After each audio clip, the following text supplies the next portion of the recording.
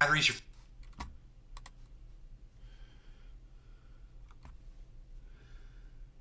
So the coolest thing has happened. Kick has finally turned on the memory for default settings. I used to go live, and when I would go live, Kick would start to play in the background every time because you can't pause or silence the video until after it starts to play. So you would hear an echo of me for a couple of seconds every beginning. Someone over there at Kick finally fixed that. So when I have that thing set on pause, it stays paused. I mean, I got it set on mute, so it stays muted, is what I meant to say. It still plays, but it's muted, and you guys don't have to hear it every time I go live, which is great. And that's one less thing I have to worry about. I also noticed that on Windows, I used to pull up. I'd put something in memory of my clipboard, and it's the address for broadcasting. I drag it over to the other window, and when I would select to paste, it would bring up a whole list of all the last numbers that I remembered in memory. It doesn't help me at all. Why do I want all the things I remembered before the last thing I remembered? I don't, right? So this whole list would block my view, and I have to kind of work around it. It was a pain.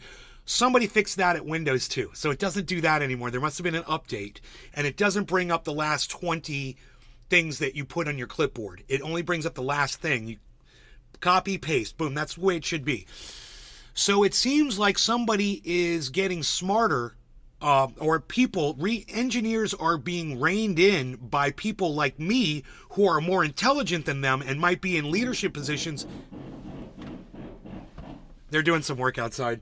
And it's resulting in better software, more efficient, and less time of mine being wasted with all this re-engineered crap. So I just want to say, I notice it when it's happening. I just want to say I noticed that it's going. Oh look, dude, I used Trump's real name, and I didn't get a. Whoa, what's going on with all my other channels? 6 out of 13. Let me refresh this. 6 out of 13 channels, it says.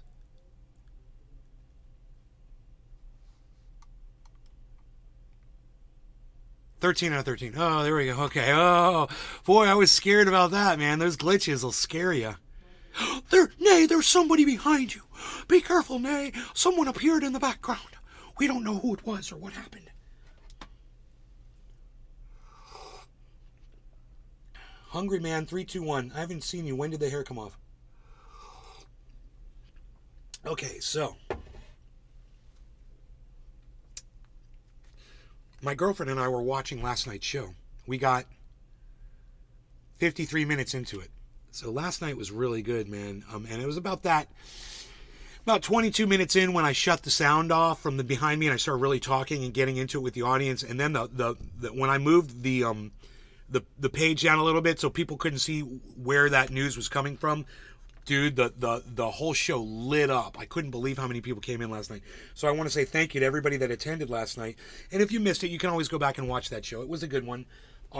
We watched the Trump arrest and bailing out of last night in Georgia live. It was really good. It was good television, man. I think everybody enjoyed the show. I know I enjoyed doing it. It's Josh G is over there on the Rumble. What's up, Josh G? Starting it up right. And there you are. Josh G, first chat, appears right on my screen like magic. Do you guys notice that? It's like magic. We'll leave that like that. That's okay. We're looking good. Okay, fantastic. I don't have a hello yet from the other chat from the YouTubes, but that's okay. I hope everybody's doing well. Patrick John Welder. Hey. I can't believe he had more detail than the actual president. Nice avatar, bro. It's the mugshot of Trump. He had more detail than the actual. He had more detail than the actual president. Oh, more detail. Well, yeah. Well, you know. Whatever. You're impressed by that? I can't believe it. Who cares? It's fucking showmanship. You want me to play into your bullshit narrative? Oh, yeah, oh, Trump's so ultra powerful. Oh, Patrick John Welder, I totally agree with you. Trump is ultra powerful that he had 2 more cars than Biden usually has for his motorcade. Oh, I'm so impressed with. Can we stick with things that are actually impressive? Not that. That's not impressive. That's not a thing at all. The fact that there's a mean-looking dude outside my window, now that's impressive. That's impressive. And I actually spoke to this gentleman earlier, and I'm just here to say he's very nice, but my cat obviously doesn't trust him. Harley, you want to go out there and play? You want to go outside? Go out there and play with them. There's people out there. Go play with them. Go say hi. Go ahead.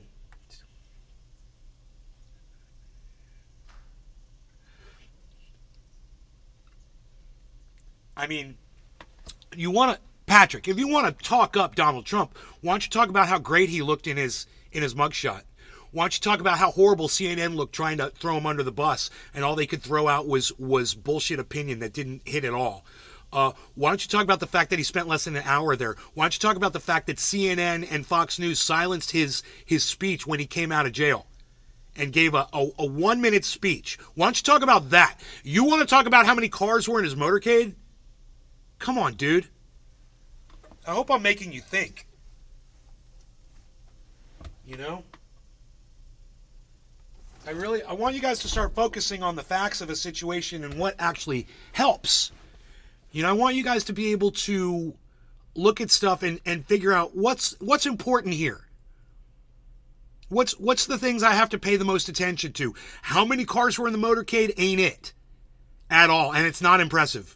Who cares? Patrick John Welder. I noticed all that. I was watching with you.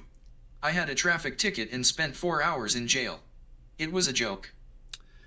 Well, that's because we are the peons, bro. We're not Donald Trump. We're not a former president. We don't have,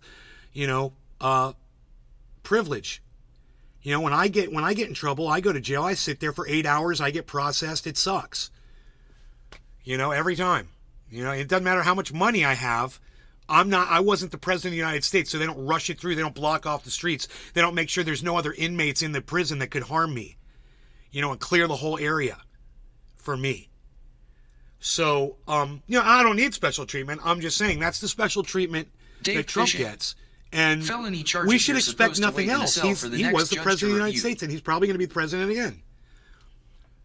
You're supposed to wait in a cell for the next judge to review.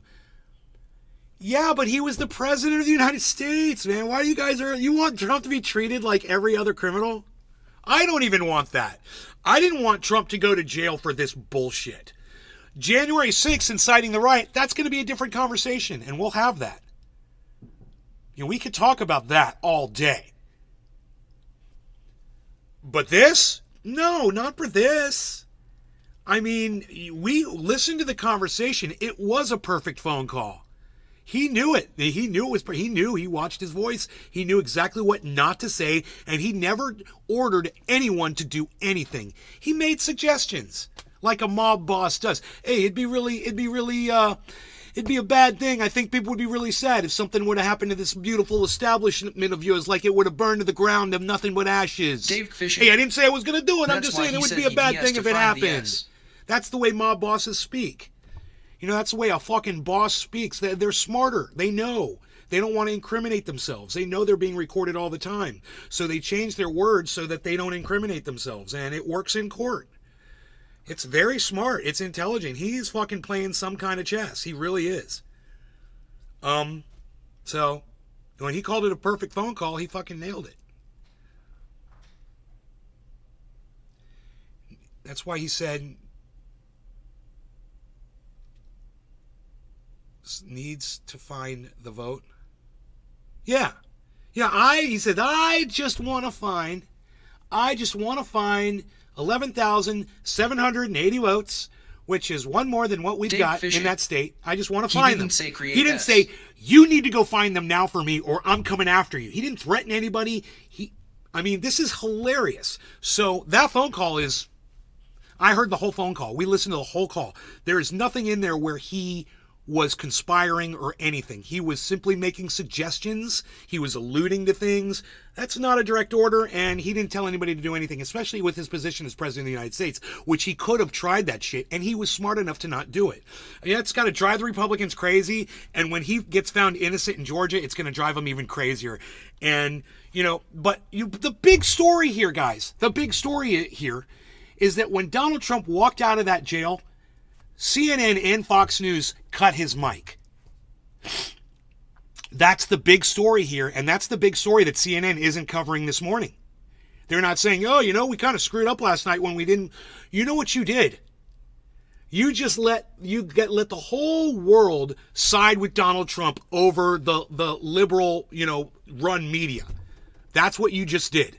You don't silence people you disagree with, especially when somebody an ex-president, walks out of prison and does a press conference, and you decide we're going to cut the mic, and then as soon as he stops speaking, all of a sudden the audio magically pops back on again. Now, you want to talk about something that ensured Trump's victory? That would probably be it. Not him getting arrested, not him getting a mugshot. No. It's the fact that Fox and CNN silenced him when he walked out to give his press conference. That should have never happened. And whoever choice that was, that person may have just sealed the deal for Donald Trump. So that's what I'm looking at here. And all of this, while people are being distracted by how many cars were in his motorcade, I'm looking at the fact that CNN cut his mic. Fox News cut his mic. That's what I'm looking at. That's what's important. That's taking your eyes off the ball, Patrick. Taking your eyes off the ball. Totally distracted by glitter. Don't be distracted by glitter, folks. All right? Wow, there's so many of you here this morning. Good morning and hello to all of you. Holy moly. Look at this. Can you believe these numbers? Dave's fishing. Exactly, they're going to stay the What is this, an 8 or a 3? I'm not telling you. I'm not going to say if it's an 8 or a 3 over there on the kick. You're going to have to go over there and look for yourselves. Or until it turns into a 4. Oops. Exactly. Hey, Billy Valentine, what's up, buddy? Exactly. They're going to stay the establishment. They're going to say the establishment is corrupt. Good. You saw the blue steel mugshot? It's gonna land him a Levi's commercial. Grave-tacular. Bro. Good morning, Nick. I saw the blue steel mugshot. We covered that shit live last night. What are you talking about, Billy? We were live when it happened. As soon as that mugshot came out, I was the first podcast on the planet to show the world. That's why you want to watch this show, because I'm on it. And you know what someone said in my chat? Nay, how did CNN get that mugshot so fast? I had to explain them. Well, that's the way the internet works. Waters. Morning trendies. Nay. They were like, oh... Grave-tacular. That is Grave-tacular. That is Grave-tacular. Sativa. When is the orange orangutan going to prison? It's a sativa user. Am I right? Grave-tacular sativa user. Did I get it right?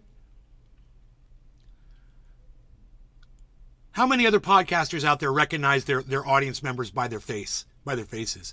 Am I right, Sadie? It's Sadie, sativa user, right? Grave-tacular. Ha! CBD user / sativasser, yes.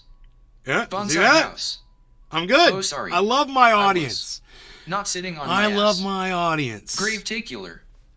That's me, LOL. That's right, because I interact with every single one of you, and that's why I know you guys when you come in with different names. I see your face, I'm like, you're somebody else. Somebody that I've known. Okay. Good morning. Cheers, Mrs. Ramsey. Hello, everybody. So the whole market was doing great, and then we had a drop. So the whole market just dropped, and Harmony went down to, remember, was it a penny? It's Treasure at $9.92. You're very good, you. You're very good, you. Grave-tacular. So. I don't have that beautiful mustache anymore, LOL. Do you know what my girlfriend said to me this morning? Billy Von Thornton. Hello. She said, I really want to try that stuff. This stuff right here. She's like, I can't wait to try that stuff today. And you shall, my darling, and you shall.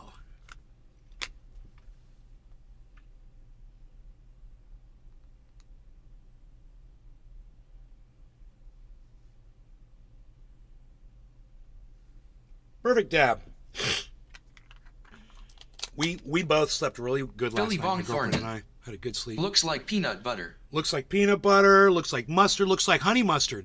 You know, if you had a jar of honey mustard next to that, you wouldn't be able to tell the difference. You'd be dabbing the honey mustard like mustard gas. You'd be making mustard gas. Dude, that would be a great name for this concentrate. Forget about it.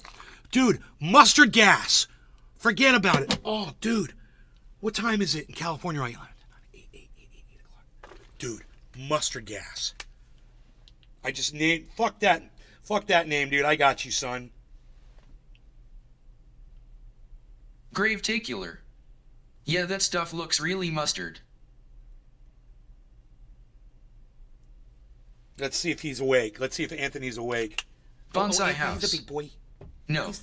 Toe jam. Toe jam? No, it doesn't. Toe jam's not. Doesn't look. What kind of toe jam do you have, dude? Bro needs to take a bath. Yo, Billy, get in the bath now. If you've got something that looks like that between your toes, you're not bathing, bro. You're not bathing, bro. Yee, good morning. Okay. Wait. Yo, bro, that sour melon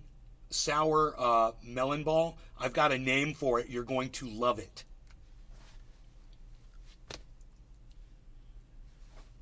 Let's see if he writes me back.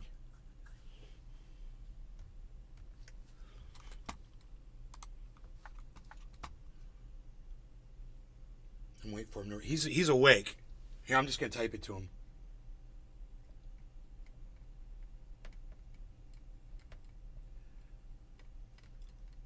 Bonsai house. Trump spit. Dude, he's going to Trump spit. Billy Bong No, Thornton. mustard gas, bro. Loofah in a bar of soap bonsai. This is he said, ha ha ha ha ha. He liked it. Mustard gas, dude. It's a good name for a strain, Bonsai bro. house. And I think I From nailed Munda. it because this will knock you out like mustard gas. Time to make. Oh, he loves it. He's gonna time to make stickers. Yee. Yee. He's a gas mask on it. Ha ha! Yeah, he's gonna put a gas mask. Make a sticker. It's gonna say mustard gas. He loves LOL. it. Dude, I'm a labeler. What can I do? I put the labels on and people like them. I make the labels that the people dig. I make the labels of stuff like mustard gas. Nothing rhymes with. I don't know what to say. I don't know what rhymes that. I don't know what to say. He likes it, bro. I'm so glad. Mustard gas, son. What? I don't know how I come up with that shit.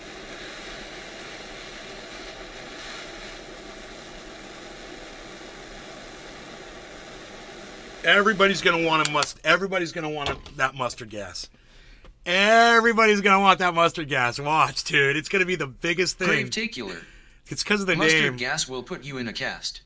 Mustard Roasted gas will garlic put you in a berry. cast. Bitcoin looking like it's going to 20 after Jackson Hole. I know, roasted garlic berry. I don't like to talk about the crashing crypto market, but we hit a step, so we're okay. We just hit a check mark. So don't worry about 20K yet. I wouldn't be worried about 20K yet. Look, we just hit a check mark. See that? So that's a bounce back. We like a bounce back.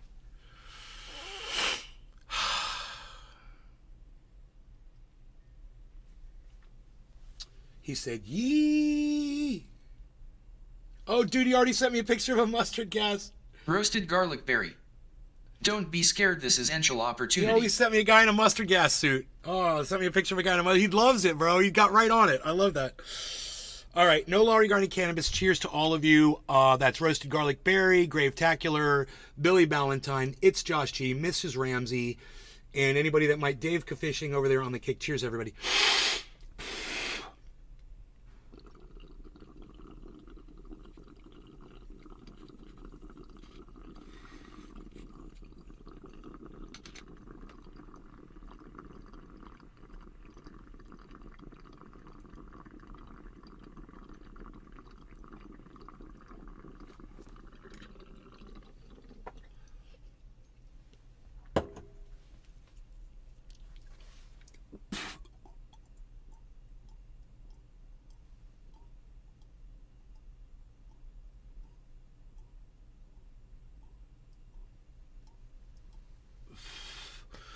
And it's hot in here. So hot. Oh my god.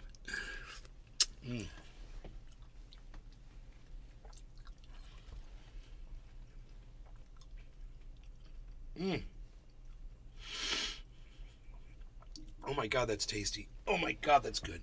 Oh my god. I'll be right back. Gravetacular. Oh my god. Cheers. Oh my god.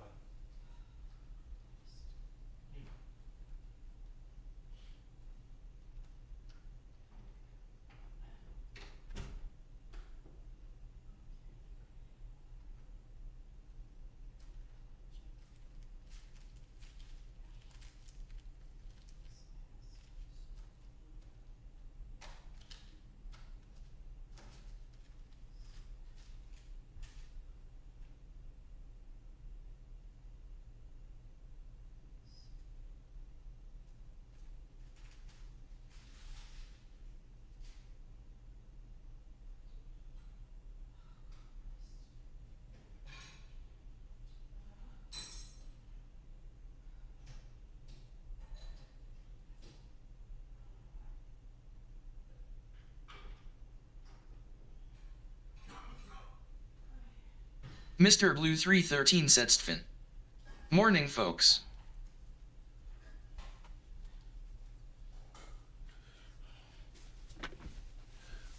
Oh.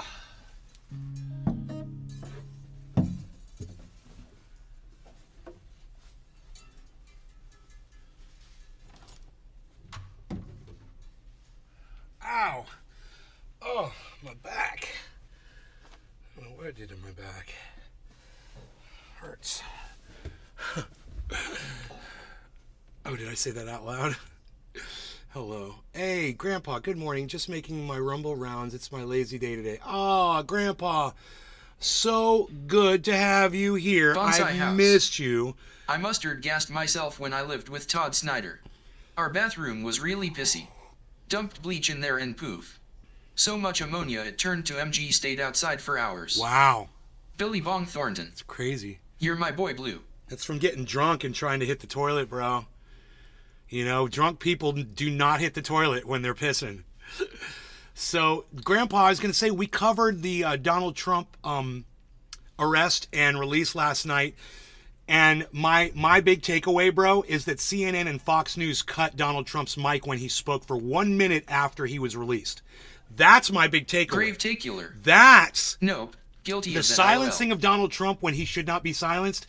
Those are the things that we should expose, and those are the things that disgust me, and those are the kinds of things that you can use and you can put in your tool belt, bro, because nobody likes it when political parties silence their opponents.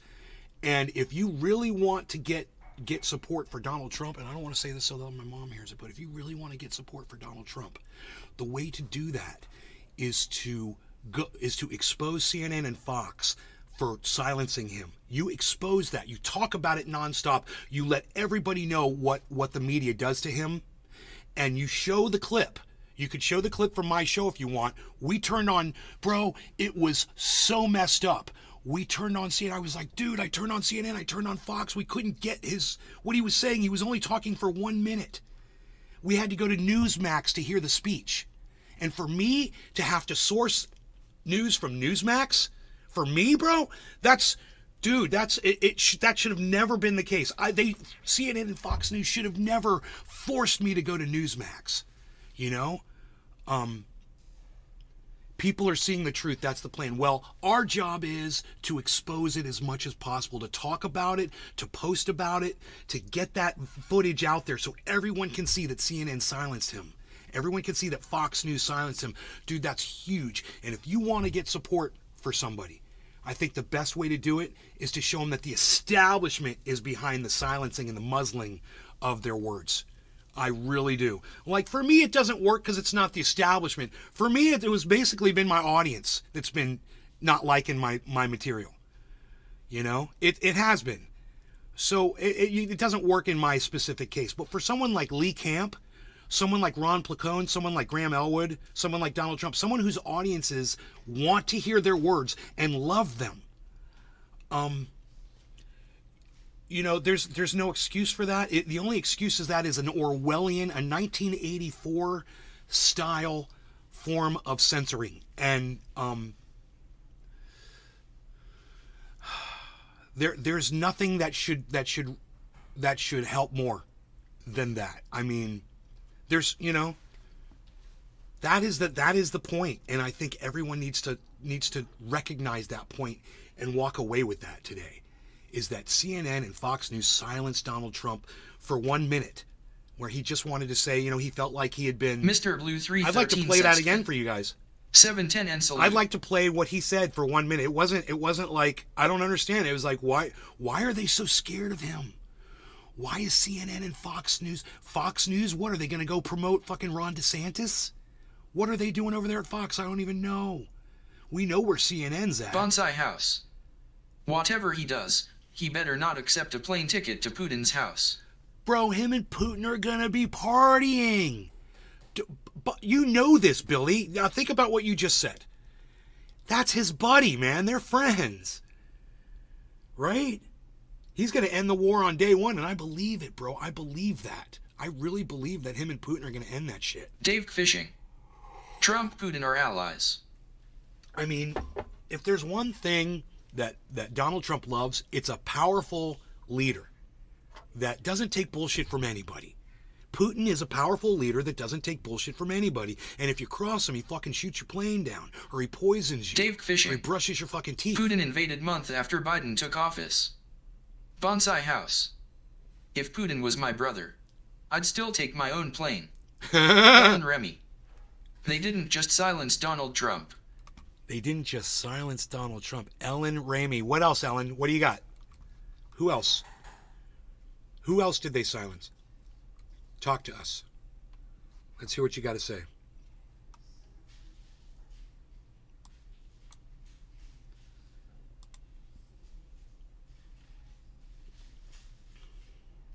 Ellen Remy. They are not friends, but he knows how he thinks and what he wants to stop killing people. They're not friends. No, they are friends. I don't understand. Putin and Trump are friends. And I don't understand how you Dave can Fishing. say that they're not friends. Like I said, allies. No, they're fucking friends. They're buddies. You guys are hilarious. You're in denial about that? Don't be in denial about that. It's okay, man. It's okay. He's also friends with Netanyahu. It's okay that he is. I mean, you guys are really going to lie about the facts? Do you guys want me to pull up all the evidence to prove you wrong? Donald Trump respects Putin. Donald Trump says wonderful things about Putin. Donald Trump calls Putin up on the phone and they speak. And they have conversations. They've had meetings before. You know, Obama was the one that wouldn't talk to Putin, remember? Remember? You know, all of these horrible relations between Russia, you can blame for 8 years of the Obama administration. Trump came in there and said, oh, I like Putin, I respect Putin, he's a strong leader. You hope we see the dismantling of Fox and CNN. We've been watching the silencing of people longer than you know. We spoke of it and were ridiculed. We were told we're crazy, but people are seeing we were always right. Bro, I don't know how long you've been talking about. Okay, Grandpa, how long have you been talking about silencing people? I'll tell you how long I've been silenced for myself. Okay, it goes back about 12 years. So, you know, before the Obama administration, I've been silenced on YouTube.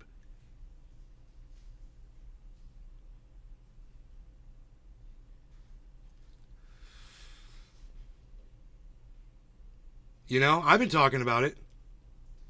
Thank you, Gnarly Gagger. Good to see you. Who handed Trump the soccer ball? The soccer ball, Putin. I don't know what that means.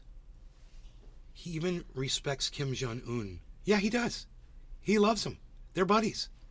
Called him Little Rocket Man, and then they hit it off. And then they wrote love letters to each other. So that's I just want to point out here, of all the people watching the show, no one presented any evidence that Donald Trump isn't friends with Putin and doesn't respect him. It was one person, Ellen Ramey, said they are not friends.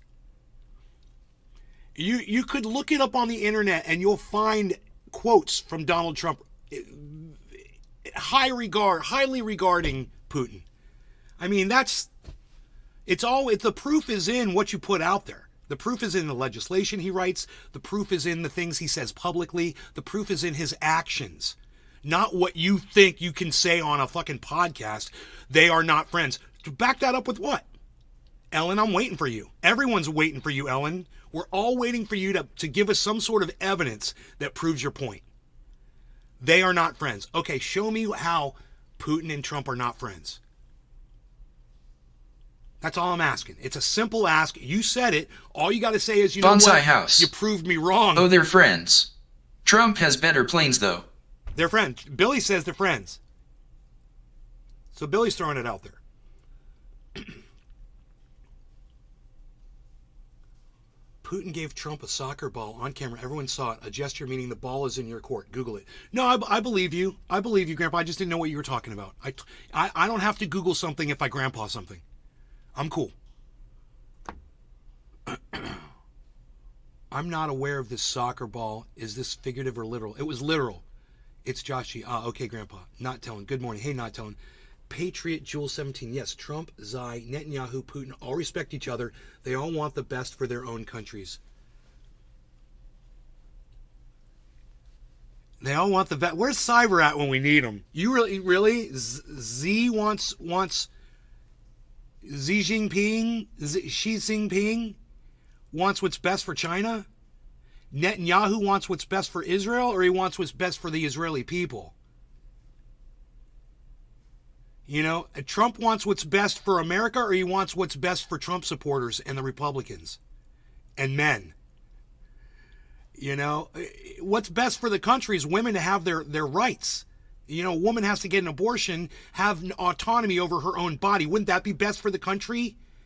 Patriot Jewel 17, for a woman to have the say over what goes on over her own body? I don't think Trump cares about that. That's why the Supreme Court sits exactly the way it sits today, so they could overturn Roe v. Wade. You guys might be in denial about women's rights, but I'm not. You know, this is one of my big problems with Donald Trump, and we're going to talk about it. We're going to go round and round and round about it. But one thing is, you're not going to catch me in denial over facts. So, you know, they all want the best for their own countries is bullshit. Okay? I've just, you know, who else? Putin wants what's best for Russia. Really? You think him moving into Ukraine is working out with all of the sanctions that America and other countries and the grain deals and the death and everything? You think that's what was best for Russia? You're not even thinking clearly when you make a comment like that. So please correct yourselves. Ellen, you can apologize for being wrong about Putin and Trump. They're obviously Ellen Putin Remy, gave him a soccer ball. They're buddies. we can use whatever words we want. Friends, allies, co-workers. As leaders of diff countries, are you friends with your co-workers? Fuck yeah, I'm friends with my co-workers. But no, you said they're not friends. And Putin gave Trump a soccer ball and said the ball is in your court.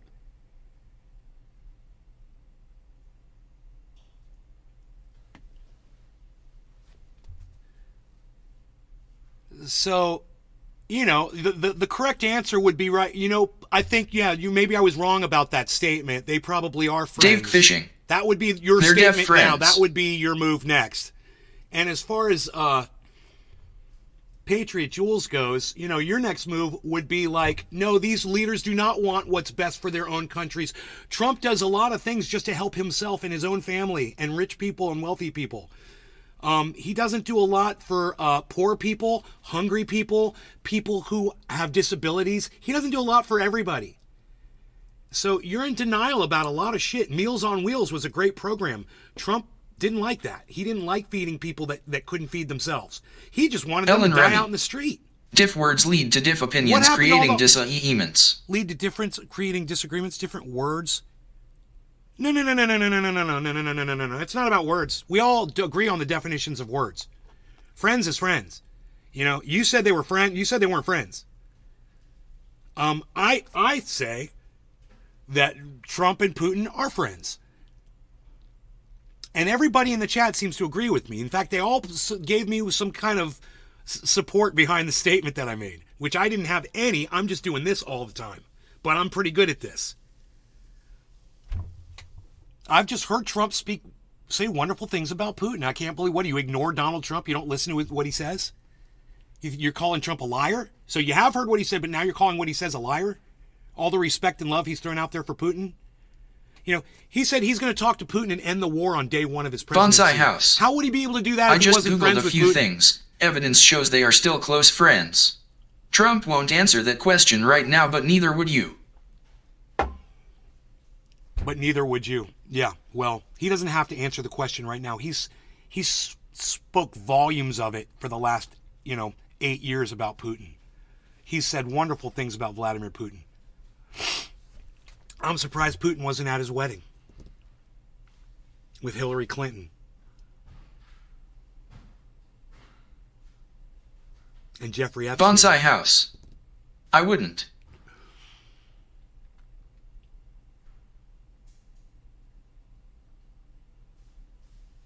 Was Jeffrey Epstein at Donald Trump's wedding? I don't think so. They weren't buddies, were they? I don't know. Yeah, they were buddies. Trump and Epstein were hanging out. Isn't that right? I think I've seen pictures of them. Yeah, I saw pictures of them hanging out at a party a long time ago. Long time ago. God, Epstein was a fucking piece of shit. Joel Froggy. Not notified. Oh, Joel, I'm sorry you're not notified. You know what, Joel? You know, it's your own fault because you refused to follow me across all the channels, bro. So, you know, if you followed me on Rumble, Joel. If you followed me on Kick, Joel. If you followed me on all the Facebook channels, Joel. If you followed me on Twitch, if you followed me on Twitter, if you followed me on Odyssey, if you just went one day and you just took a few minutes and you did that and turned on your notifications, you'd get notified. Like everyone else does, Joel. Because they're following me across multiple channels. Because they know not always the one channel that you're following will the notification hit you. That's why I tell you, we go through this all the time, Joel. It's like talking to a freaking brick wall. There must be a brick wall in between the connection of America and Australia. And you're just not hearing me every time I tell you this. Billy Bong Thornton. Come on, Joel. Yeah, come on, Joel. How about a response to what I just told you? Come on, Joel. Give me a response, buddy. What do you got?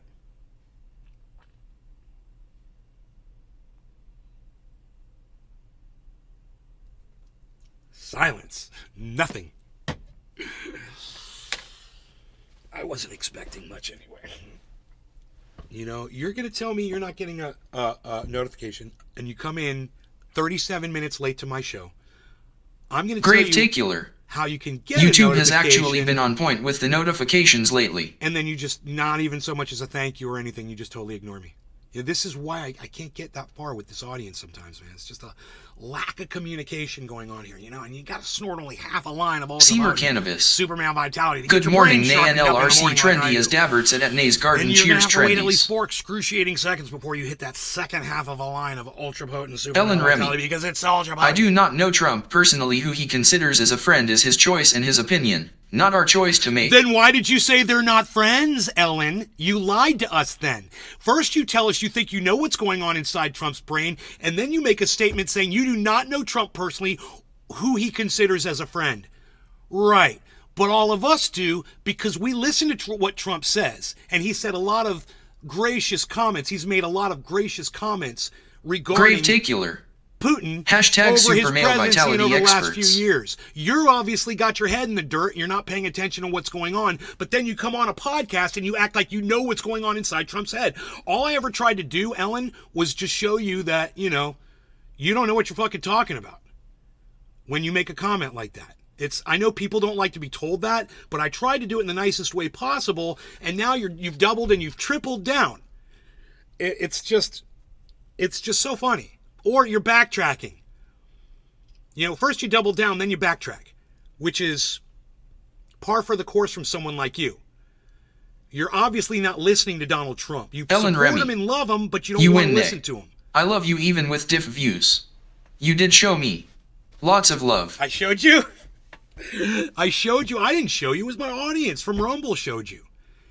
And Billy Ballantyne, he showed you. It wasn't me. I'm just, like I said, I'm just doing this. But you should trust me a little bit more, and I'm glad that you are now. You should trust me. You should. You know, when I'm wrong and when someone comes in here and goes, hey, Trump just said this about Putin, I'll totally say, hey, man, I thought they were friends. Billy Bong Thornton. You know, I'll be the first Come person on, to out Ellen. myself. That's why you should trust this show and what I tell you. Billy Bong Thornton. LOL. But I'll common sense my way to an answer before Ellen even Remy. Google can give you a response. I also follow you on Rimble. I do trust you. Thank you, Ellen. Okay, good. Good. Just so we all should be on the same page with these facts. We're going to get so much further. You know, when we can all just agree on simple shit that doesn't have any, you know, nothing that I say on here should have anything to do with how you vote or who you support. It should all be fun, and we process shit, we figure things out, and you, as we do this, you grow and you Seymour learn more Cannabis. facts, and it gives you more tools Nathan in your needs some tool belt. ultra potent male virility pills to keep up with the show. Thank you, Randy. Here, let's see, Cyber's not here, so I feel like I'm off. I got my rhythm off here, my smoking rhythm. Nobody's holding me, and Bob Blue Jaws isn't here holding me to account.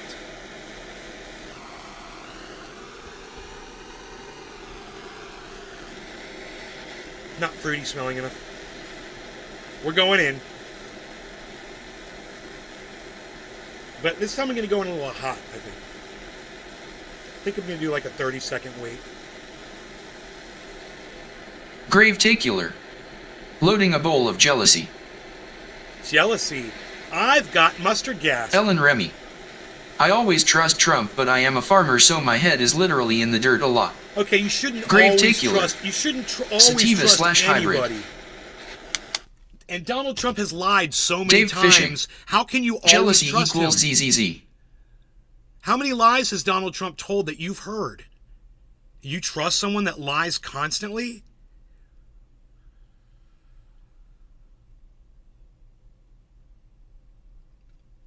That's something to think about. You always trust Trump. I mean, you can love Trump. You can vote for Trump. You can support Trump. You can tell everyone else they should do the same. But you should never tell anybody that you trust someone who has lied to you 70,000 times or, whatever it is. You shouldn't trust someone that lies to you guys. You can love them and support them, but don't fucking trust them to tell you the truth about anything. No law regarding cannabis. Dave I hope Fishing. we're making some moves here, guys. Blanket trust Cheers. of a politician LMAO. Psychotic, right? That's psychotic.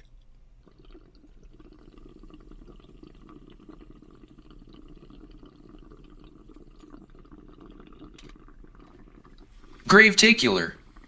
Cheers.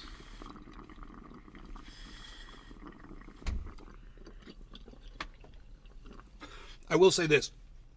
When Donald Trump said that the Georgia phone call was a perfect phone call, he was right. He was telling the truth then. It was a perfect phone call. And I totally agree.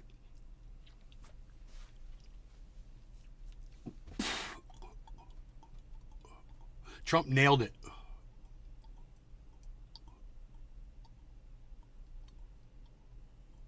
Bonsai House. We looked this up once. There was something like 15,000 false claims his first year in office. It was so much fun to watch. Wow, that was a great I only went like 40 seconds. And it was so good.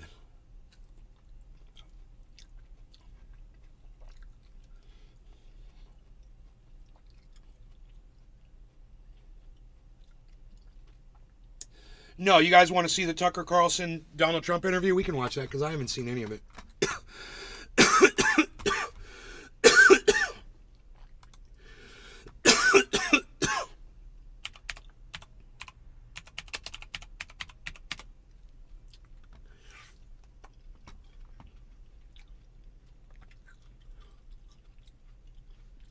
Billy Bong Thornton.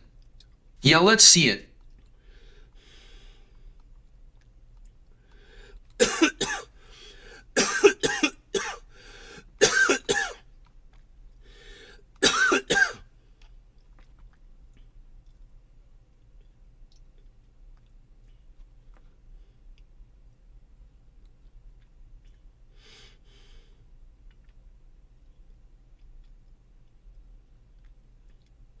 Seymour Cannabis.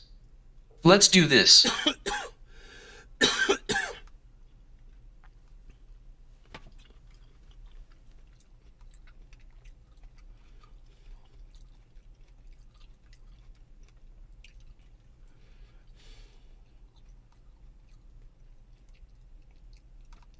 Dude, this is some bullshit. Grave Tacular.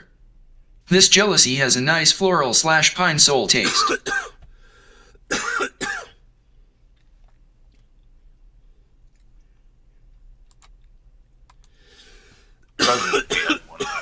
All right, welcome everybody. We are just minutes away from the drop of the Tucker Carlson video and the start of the Fox Republican debate, the first of the cycle. Oh boy, this is going to be really entertaining. And we shouldn't let that happen. And we can't let China be in Cuba. And they'll get out. If I'm president, they'll get out. Because I had a very good relationship with President Xi, but he respected this country. He respected me. And he'll get out. And we can't let them run the Panama Canal. We built the Panama Canal. Should have never been given to Panama. We should have had it. But we gave it for $1. Think of it. They quadrupled. In one day, they lifted the fees, which are, pretty big for these massive ships to go through, right? Rather than going around the Cape and do all the tremendous storms, such beauty, it's beautiful stuff. But you didn't want to get caught in those storms. Those were storms that wiped out the biggest ships. And we go through the Panama Canal, we built it, and we gave it away for $1. Think of that. How stupid are we? We have done the stupidest things in this country. And now we have a president that can't put two sentences together, can't speak, can't walk, can't talk.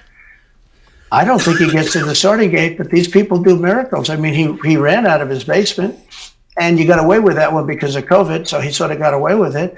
They cheated on the election. But you have people that are very smart, but they're fascists and they're radical Bomb left Thornton. lunatics, and they're destroying Haha, our this is country E. with the all-electric cars and the windmills all over the place, which Dude, the sniffing thing. Let me ask you guys on Rumble, do you think that Donald Trump snorts Adderall? I've been making jokes around that for years and years and years. And he doesn't sniff all the time, but when he's in certain situations and I'm hearing him sniff like that, man, it makes me really wonder if that's true or not. What do you guys think? by the way, don't work, and they're most of them made in China. For the most part, they're made in China. Germany a little bit, but China. But you look at what's happening to our country, even no voter ID. I mean, why don't they want voter ID? There's only one reason they don't want voter ID, because they want to cheat. I mean, who doesn't want, the Democrat convention, the last one, they had voter ID that was this big. It looked like a prison card, this big on their chest. You walked in, they had your picture, your this, your fingerprint. They had everything. The most incredible voter ID I've ever seen. That was to get into the Democrat National Convention. But to get into vote, if you buy groceries, if you buy practically anything now, you have ID on a card, credit cards or otherwise. And But don't you think it's racist to have to show your ID? He said groceries. Dude, how old is... He said that before and everyone laughed at him. You don't need ID to buy groceries, man. Why does he say that? Why is he still saying that? It's like if he repeats the lie... Dude, I'm so confused right now. Wait. no voter ID. I mean, why don't they want voter ID? There's only one reason they don't want voter ID. No, the reason they don't want voter ID is because it will marginalize poor people who can't afford your fucking ID. Why don't you give the IDs out for free, Trump? Why don't you give the IDs out Billy for Bomb free? Thornton. Give them to everybody. Maybe Sam's Club, LOL. Go get your fucking IDs. You print them out. The Dave United States Fishing. government pays for The it. more you say a lie, the more people Dude, think it's true. Can I fix it? Or Grave am I a Tacular. fixer or am I a fixer, That's so guys? dumb, LOL. I Am need I to buy right in the middle? ossuaries. Check this out. So you got the people that don't want voter ID. You got the people that do want voter ID. The reason the people do want voter ID isn't for election integrity at all. It's to get less poor people voting, less African American people voting, because in Republicans' minds that goes against them. But in the recent years that might not actually be the case anymore, and they might actually be hurting themselves now. But I digress. On the other side, you've got the people that don't want voter ID because they don't want to marginalize anybody. And they say the more people, the more Americans that have a voice, the more honest the election will be, the fairer the election will be. And then you got me in the middle, the smart guy doing this, saying, why don't you guys and you guys agree on the voter ID for everyone and y'all can fucking pay for it? Instead of charging the fucking the people who can't afford it, you pay for it. The government can pay for it. It'd be every municipality, every city, every county, they can pay for it themselves. Yeah, everyone's got it. Oh, we got all this money. Oh, infrastructure. Oh, yeah, there you go. Dave There's Fishing. some great infrastructure. Anything regarding NG should be free. Right. Here I am in the middle, Grandpa. That's why I'm here. I'm here with the solutions for everything. Because they want to cheat. I mean, who doesn't want, the Democrat convention, the last one, they had voter ID that was this big. It looked like a prison card, this big on their chest. You walked in, they had your picture, your this, your fingerprint. They had everything. The most incredible voter ID I've ever seen. That was to get into the Democrat National Convention. But to get into vote, if you buy groceries, if you buy practically anything now, you have ID on a card, credit cards or otherwise. And But don't you think it's racist to have to show your ID? well, they probably say that. They use anything not to show ID because voter ID is pretty simple. You don't have to show your ID to buy groceries, guys. That's all I'm saying. So he literally just said that. To buy groceries, Dave Fishing. he literally doesn't realize Only that, at BJ's and Costco, LOL. he doesn't realize that people use food stamps, that people use cash. He's so privileged that he doesn't, it's like it doesn't occur to him that there's people in the grocery store. He doesn't even go into the grocery store probably himself. So Cannabis he doesn't heals. realize that it's With the food so card. funny. It's almost Cannabis like heals. And this is what I don't understand. Why doesn't Tucker say, well, excuse me, President Trump, you've said this before and you've said it just now on this broadcast, and that's incorrect for you to say that you need to produce an ID to buy groceries in this country. That's literally nowhere in the country is that true. You don't have to provide ID to buy food anywhere. You might be confusing that with purchasing alcohol. But if you feel that only people that purchase alcohol should be able to vote of that age, and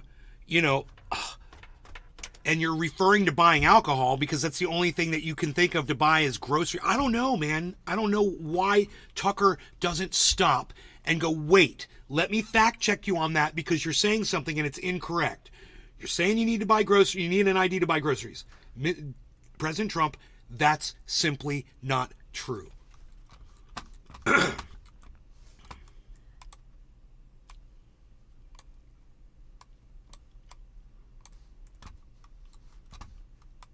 And we could go back, and we should go back to all paper ballots, voter ID, same-day voting. France did it. France had mail-in ballots, and it was terrible. Anytime you have mail-in ballots, you're going to have massive cheating on your elections. Anytime, and not just the presidential election. Anytime you have... Isn't that the whole point of them? Yeah. you can Oh, cheat? yeah, sure. It's the whole point. That's their whole point. They want to cheat. Yeah. They have to cheat because their policies are so bad that if they didn't cheat, they couldn't get elected. Who wants open borders? Who wants high taxes? Who wants high interest rates? Who wants to not be able to use a gas stove? 37. Or have to drive an electric car, which, you have a 4-hour drive, but the car only goes an hour and a half. So you have to charge it.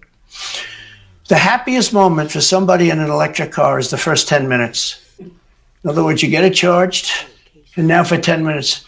The unhappiest part is the next hour because you're petrified that you're not going to be finding another charger. People, I'm saying I'm not knocking electric cars, they're fine. They're fine. But if people want to buy a gasoline car or a hybrids are pretty good actually, but they should be allowed to buy. They don't want to do any of this. So right now, California's in a big brownout because their grid is a disaster. The grid all over the country is sort of a disaster, but the grid... Can I just say something and then see what people comment on this? I personally think Donald Trump is not actually pulling a very relatable argument here. Bagging on EVs worked 5 years ago. Bagging on EVs today, not a good idea. The EVs are awesome. Now, don't get me wrong. Wow. You still have to burn fossil fuels to charge them. I get that. But the EVs are good today. They're very good. So I don't know that I find this as relatable of an argument. Is wind unfunctional at times? Of course, the wind's not always blowing and you need battery storage to store the power for off-peak times. But these arguments are, let me say, a little weak. I want to see some more vision from Trump. Where's the vision for the future, Trump? It's just my take. In California. And yet they want to have it over a short period of time. Millions and millions of cars going off that grid, essentially. Bonsai It House. doesn't work. So plug your car All into a grid professional that's chefs You I should know be able prefer to buy gas an electric stoves. car. Electric It's cars gas could and be fine fine if dining you drive short establishments, distances too. and you want to have, Another whatever, poor and you have argument. plug-ins everywhere you Dave go. Fishing. They could be fine. Right, he tells you what's wrong. But you got to have not what he gasoline can do cars. right. You got to have everything. Let people buy everything. Now there's the new thing is your heating systems in the house. They don't want you to have a modern day heating system. They want you to use a heating system that will cost you at least $10,000 to buy and won't work very well. None of the stuff works as well. One of the things I did with EPA is you have states, many states, most of the states have so much water. It comes out of heaven, right? The water pours down and you have it. It's there. It's got to go wherever it goes, into the oceans, whatever. God, he sounds like me. It's not like a big problem. Now, in some states, they have a problem. You have some desert areas and all, and for that, it's okay. But they have sinks where no water comes out. You turn it on, no water comes out. No water comes out of the shower. No water is allowed to go into the washing machine for your dishes or for your clothing or what. And I avoided all of that. Wait, they have sinks where no water comes Sure, out? you have restrictors. When I say no water, very little water. You want to wash your hands, right? Yeah. And you've seen this, and you turn on the sink, and it's very little. Or you want to wash your beautiful hair, right? And You're standing under a shower. Then Great, the suds thank you. never go. The water comes lot out of very electric slowly. I'm sure cars are you've seen made this. with It usually takes petrochemicals. place in new hotels and new homes. Yeah, you take a drill and take the They have limiter out. well, you can, but now they make it so you can't do that so easily. They have a restrictor. It's called a restrictor, and it restricts the water from coming out. So I ended all of that, and you have to see these. They let the water come out. You know what people do? They wash their hands like 5 times longer, or in the washing machine they'll press for their, let's say the dishwasher. They'll press it. Then they'll press it about 7 or 8 times. Yeah. They'll end up using more water, and it still won't be very good. I met with the head of Whirlpool. They were practically going out of business during my administration, and they said to me, from Ohio, incredible, great state. I love Ohio. And they were Hear an really doing echo? badly because people were dumping washing Had a machines all over, copper. mostly from South Korea, but also from China. And he was explaining it's just a terrible situation. I said, let me ask you, how's the quality? He says, we're better, but they are good enough quality. But, you know, of course he's going to say that, but, you know, they are better. He said, but they don't allow us. They're dumping these machines. They're cutting us in half. They're killing us. And on top of it, the government won't let us use water in our machines. I mean, he shows me like a quarter of a bottle of water. That's supposed to be washing clothing. And I freed it all up, and I put tariffs on these countries that were selling and the machines coming into the country. And that company went from all the washing machine companies that make washing machines. So, Gnarly Gagger says you need an ID to do anything: fishing, hunting, driving. Why not for voting? Because not everybody drives, hunts, and fishes, Gnarly Gagger. Exactly. How's that for an answer, bro? Right. They make dryers, they make all of the different machines that do this kind of work, including dishwashers. And they went from a disaster area to being just thriving. But they can I ask they why- love me in that part of Ohio. Well, I bet they do, but why should EPA, no one at EPA was elected by anybody, Yeah. why do they have the power to decide how much water your washing machine uses? Shouldn't Congress in a democracy get to vote on that? Yeah, you could say that. They do things that are not very. So how do you, that's my question, how do you, if you get elected again, go back to Washington, how do you keep the agencies under control? How do you keep FBI and CIA specifically under control? The way you do it, like I fired Comey, that was a big deal. You know, a lot of people said, and I fired him very early. Somebody said, oh, I wish you would have fired him. There's a real question about firing him. Anyway, you understand, because, you know, when they have a 10-year term, there is a question. I fired Comey. That was a great thing. If I didn't fire Comey, maybe I would be talking to you, or I'd be talking to you about real estate or something else other than politics, right? That was a coup, in my opinion. That was a very sick deal. That was the insurance policy. You remember the insurance policy? Oh, she's going to win, darling. She's going to win. But just in case she doesn't, we have an insurance policy. The insurance policy was what they were doing. And we caught them with that. That was a very important tweet or whatever it was, text. It was a big deal. That was a big deal. The insurance policy. She's going to win 100 million to 1. That's not good odds. At least they gave me one, right? 100 million to 1. Just in case she doesn't win, we have an insurance policy. Everybody said, that's strange.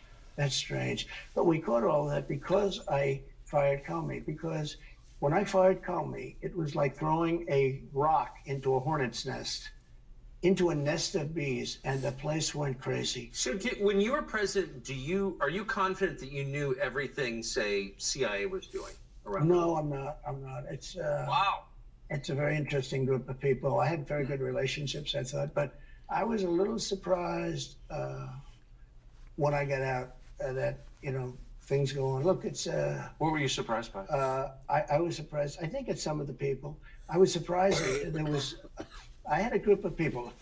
We killed many, using the CIA, I have to say this, very bad actors. We were very good at it. You look at Soleimani, you look at al-Baghdadi, bigger than Osama bin Laden. I mean, Osama bin Laden, but al-Baghdadi did ISIS, and he was rebuilding ISIS very strongly. And that was the CIA that did that. That was really us that did that. Yeah. That was really us that did that. And Soleimani was us that did that, not so much CIA. Then why'd you kill him then? We did some very good work. That with the was CIA. weird that he just said that. When I started, you know, when I looked at the 51 intelligence agents, You guys, that's the guy that Donald Trump assassinated with a missile. Just so you guys know this, okay? He literally just admitted that Soleimani was wrapped up with the United States. And he's like, that was us. That was us. That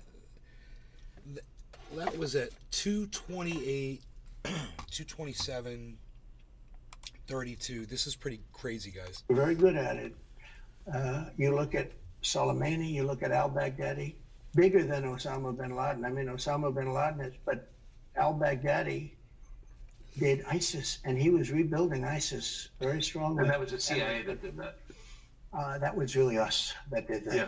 That was really us that did that. And Wow, Soleimani was dude. us that did that. Soleimani Not so was much us. CIA. But And he we killed did him. some very good work with the CIA. Oh when my I started, God, when I looked at the dude, 51 just intelligence admitted agents, assassinating a saying Dude, that you that guys, was the laptop from Trump just admitted to assassinating someone he knew was an op for the United States.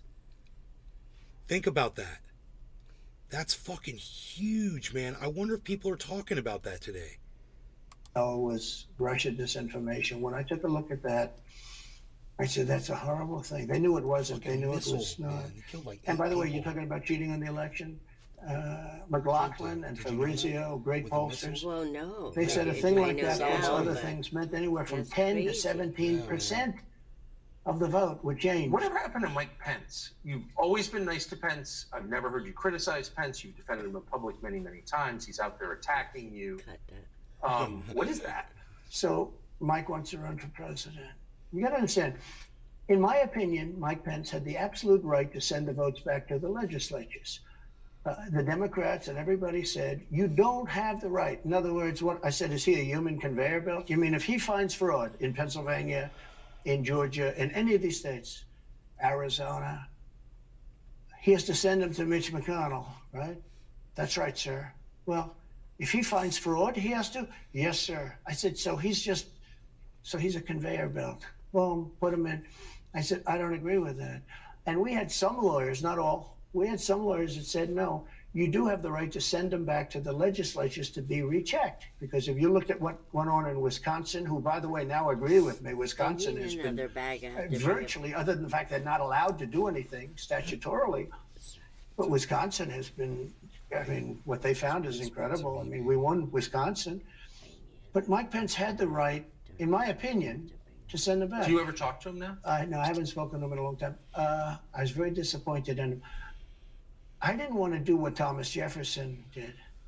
Thomas Jefferson, it was Georgia, and it was hear ye, hear ye, the great state of Georgia is not capable or allowed to tabulate their votes. And Thomas Jefferson, who was the vice president, said, is Georgia sure that they cannot tabulate their votes? Georgia is sure. He didn't send them back and have them redo it. He said, we will keep the votes of the great state of Georgia for Thomas Jefferson and his president. I didn't ask him for that. Could have done that too, but I didn't. I thought that would be turmoil. I asked him to send them back to his legislature, to the legislatures, in Wisconsin, let's say. But why didn't he? I mean, you'd worked together for 4 years. You're the president. He's VP. You say you're aligned on everything. I think he got very bad advice. I really do. Now, let me tell you what happened. I sat there with a few people. I think his lawyer was in the room too. His lawyer was very much against it. There were other lawyers that felt you could do it. It was one of those things that I think you could have done it. I think you can always do something if you see fraud or if you see problems. But it's very interesting. So after the election was over, the rhinos got together with the Democrats and they redid the election, so you couldn't do it anymore. So then I called the people. I said, so in other words, you're saying I What? was right. You could do it. Yes, you could do it. They redid In the other election. words, they took the Voting Act and they redid it so the vice president no longer has the power to do what I said he could do. So when that happened, I said, wow. And you'd look some of these Democrats in the eye and they say, he has absolutely no right to do it. And immediately after the election, they met rhinos, could name them all, and Democrats, and they approved legislation that takes away the right of the vice president to do it. So I said, so you're saying I was right. The vice president did have the right to do it. And they said, yes, he did. So if you're saying they stole it from you last time, why wouldn't they do the same this time? Oh, well, they'll try. They're going to be trying, yeah. But, and not only me, you know. Look, DeSantis is out. I think he's gone. So he was at a level. People have figured him out. He's gone. But if somebody else got in, Hey, gnarly gagger, I got news for you. If you didn't break the law, you don't have to produce an ID to the police anywhere in the United States. Say that one more other time. than me, If you get They'll go stopped at by the him police and you didn't break just the as law, you viciously do as not they have to did produce me. an ID. these people. Well, that say- changes from state to they state, will go but after for them. most And a states. lot of people say they won't be able to hold up. I do get credit for holding up quite well. I must tell you. I think it's. Yeah. How do you do that? How do you get indicted, every week and stay I know, cheerful? It's. I think it's a lot easier because I'm so high in the polls, because it means the people get it. The people see it's a fraud. The people see it, like this horrible district attorney Grapes are my favorite. From just I a little snack while on 'em ago. every night. from essentially Atlanta. It's Fulton County. Bite into She said basically, I don't have any right to challenge an election. Well, what about Stacey Abrams? What about Hillary Clinton? What about all of these Democrats that are still challenging my election? The same people that are saying he's challenging an election challenged my election. And they did it with slates. They did it with all sorts of things. They were very bad about it. But basically, they're suing me and they're saying you don't have any right to challenge it. If you challenge an election, we're going to indict you and put you in jail. So what they're doing is they've weaponized, and don't kid yourself, the DOJ and Biden and the whole group, they're watching all of this stuff. They love the local stuff. The DA in Manhattan. Not only that, they put one of the DOJ top people into the Manhattan DA's office to run things. They don't even have a case against me. It's not even a case. Everyone says, even the Democrats say, you can't bring these cases. You have no case. The Attorney General or the District Attorney, Fannie Willis, in Atlanta, she's getting killed.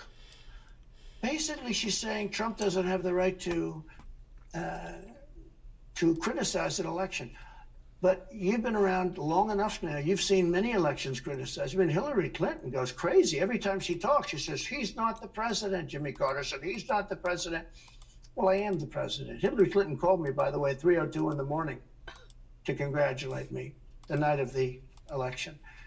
Did her voice crack? Well, her voice was it's very different, I will say. I won't get into that. But What do you mean? her voice was very different. Don't forget, they were all celebrating at 5 o'clock in the afternoon. And I came home and I said, I think we won. I felt we won because the rallies are so big. We'd go to Wisconsin and we'd go to Georgia. We'd go to different states. In Michigan, we'd have rallies. In Pennsylvania, we had 58,000 people in Butler. And I said, how are we losing this? How do you have a rally where you have from 50 to 100,000 people, many of them? I did 7 a day for a couple of days. That's a lot.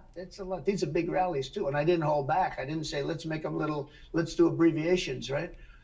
But Well, we gotta leave in a few minutes. I feel bad 'cause you're doing good right now.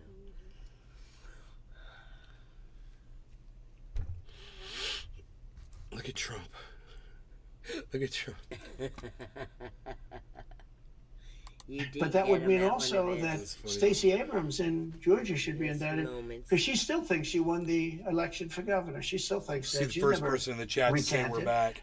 And Do you think Stacey Abrams will be indicted for that? No, of course not. She won't be. The Democrats don't get indicted for things like that. They don't get impeached. No, it's a different thing. With that being said, Yes. I had great support when they did impeachment hoax #1 and impeachment hoax #2. Jim Jordan, the House God, dude, do you guys was fantastic. You And guys really love playing dumb about the whole ID thing. I'm here to tell you right now. Listen to me, dear Slayer, okay? Requiring voter ID without the government actually paying for it for everybody excludes people who cannot afford the ID, which means mostly African Americans and Hispanics, people who can't afford that ID, people with a lot of kids, won't be able to get those IDs.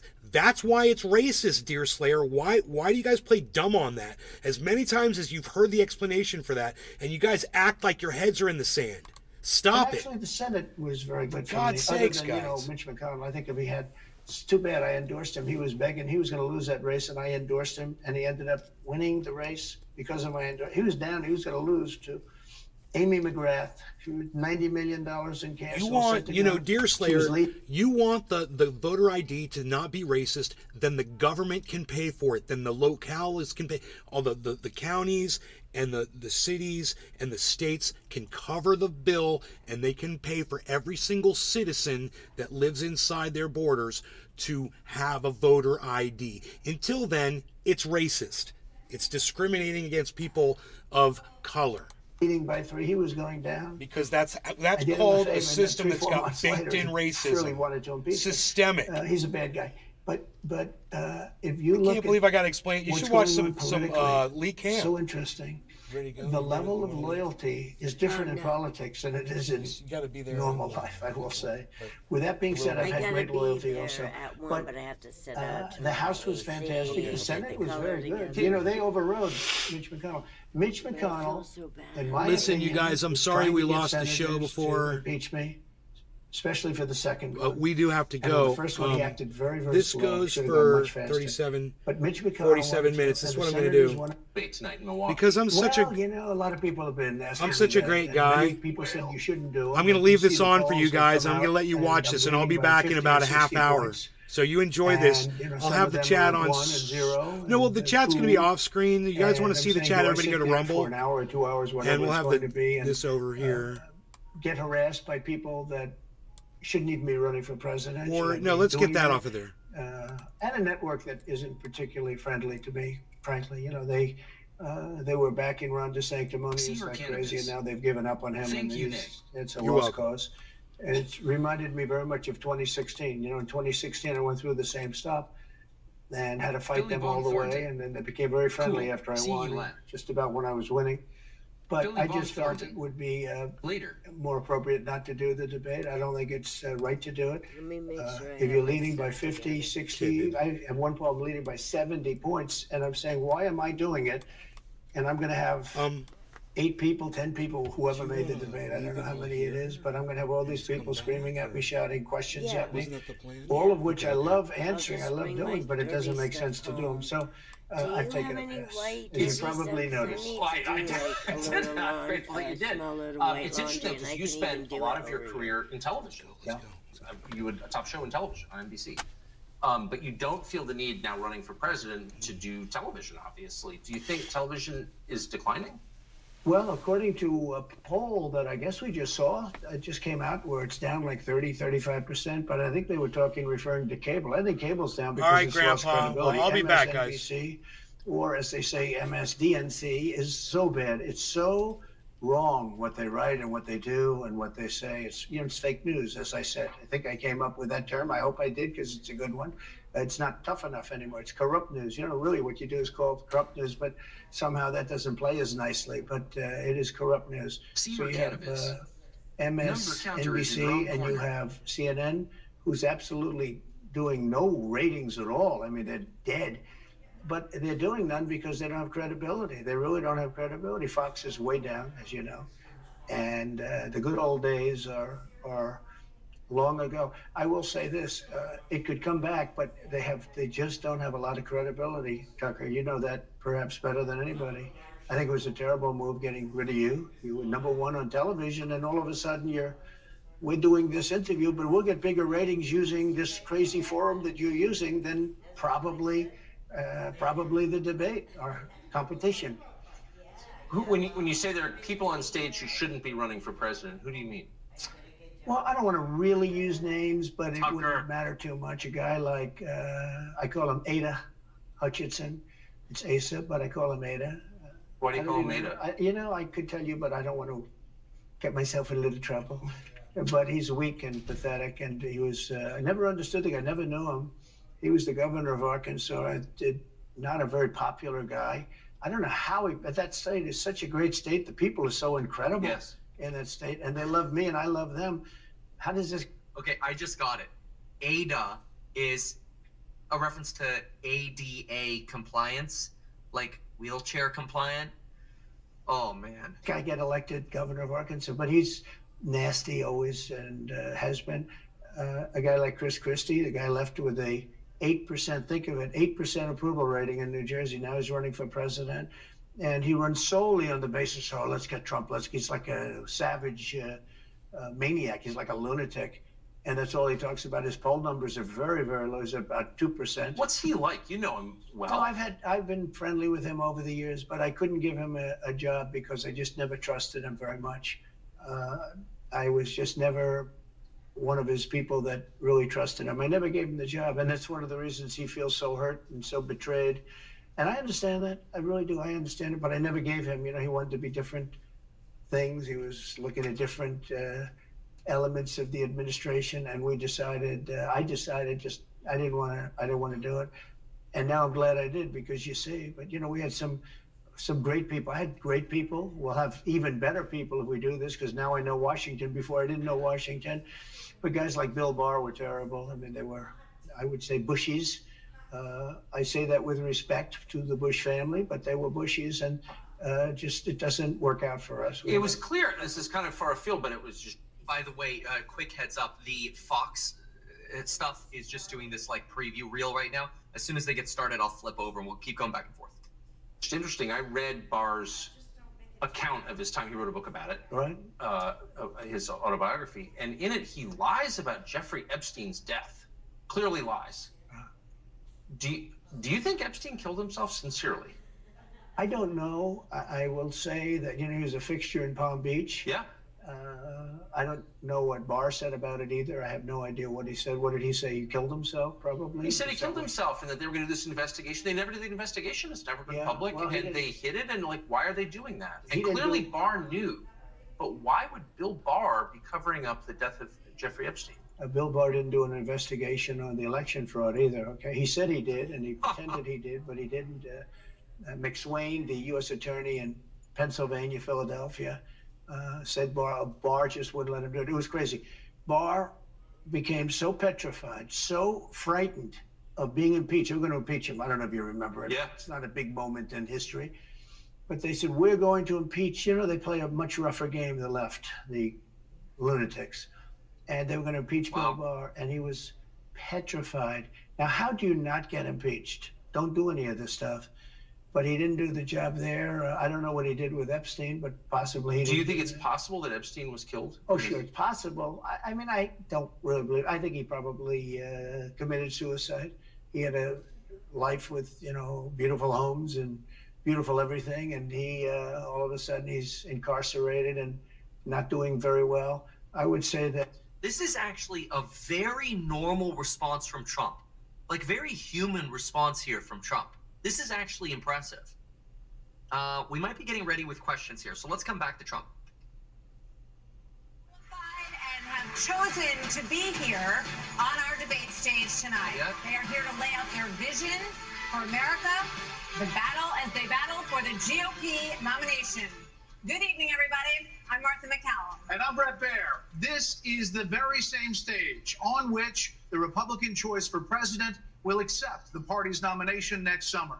The 8 contenders are positioned by the order they sit in the polls, with the highest polling candidates in the middle standing center stage.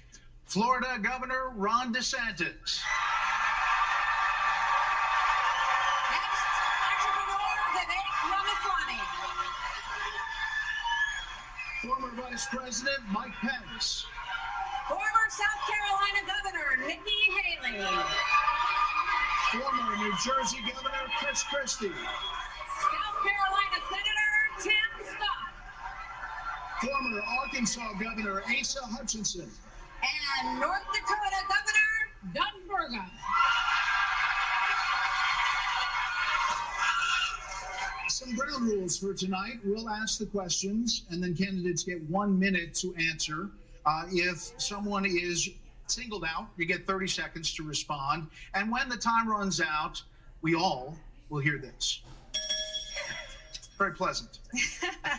So tonight, these candidates have a big opportunity to break out of the pack and to explain why they are best prepared to be the Republican choice for president.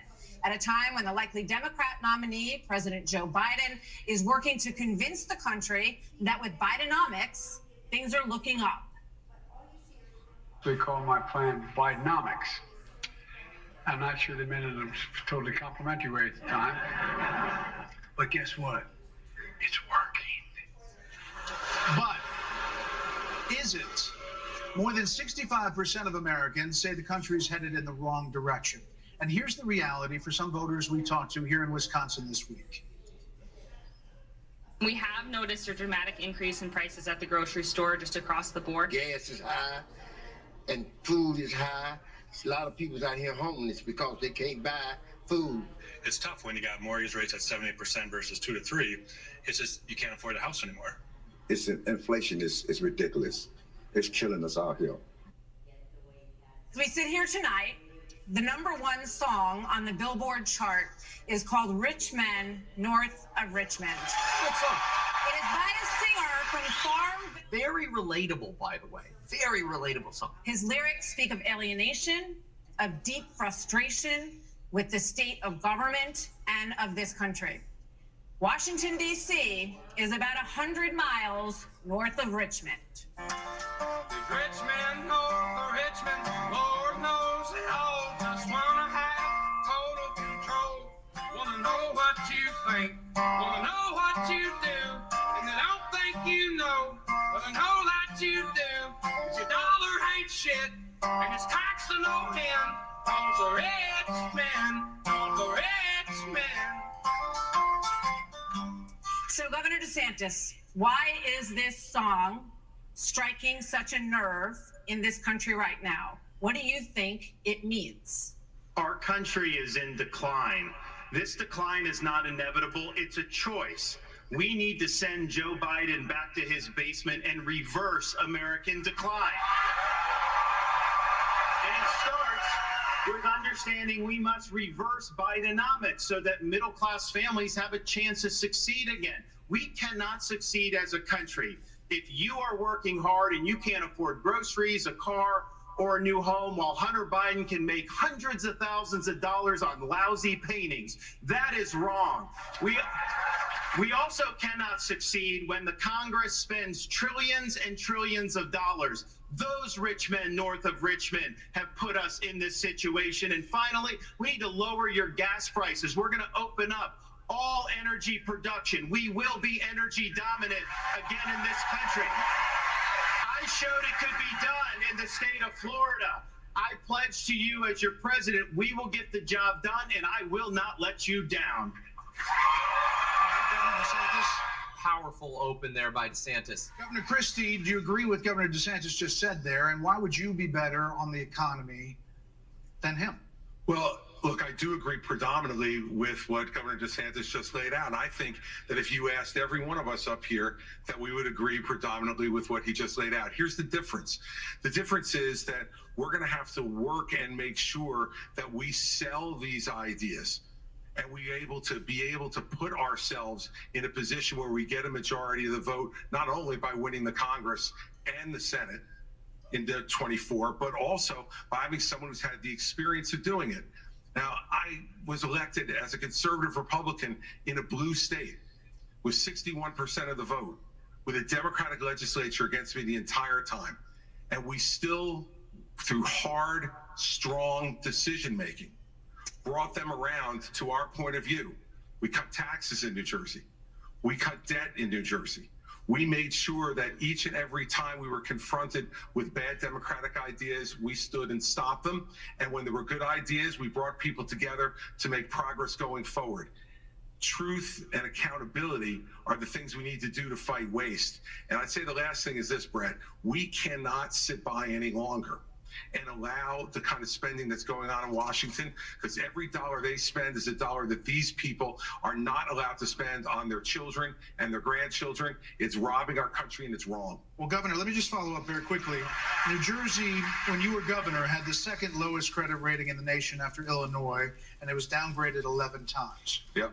Yeah, and that's what happens when you inherit a blue state that has done that. But when you look at what we did on debt, Brett, in that state, we cut debt in that state, debt that had been left to us by 3 Democratic gubernatorial predecessors of mine who ran up that debt tremendously.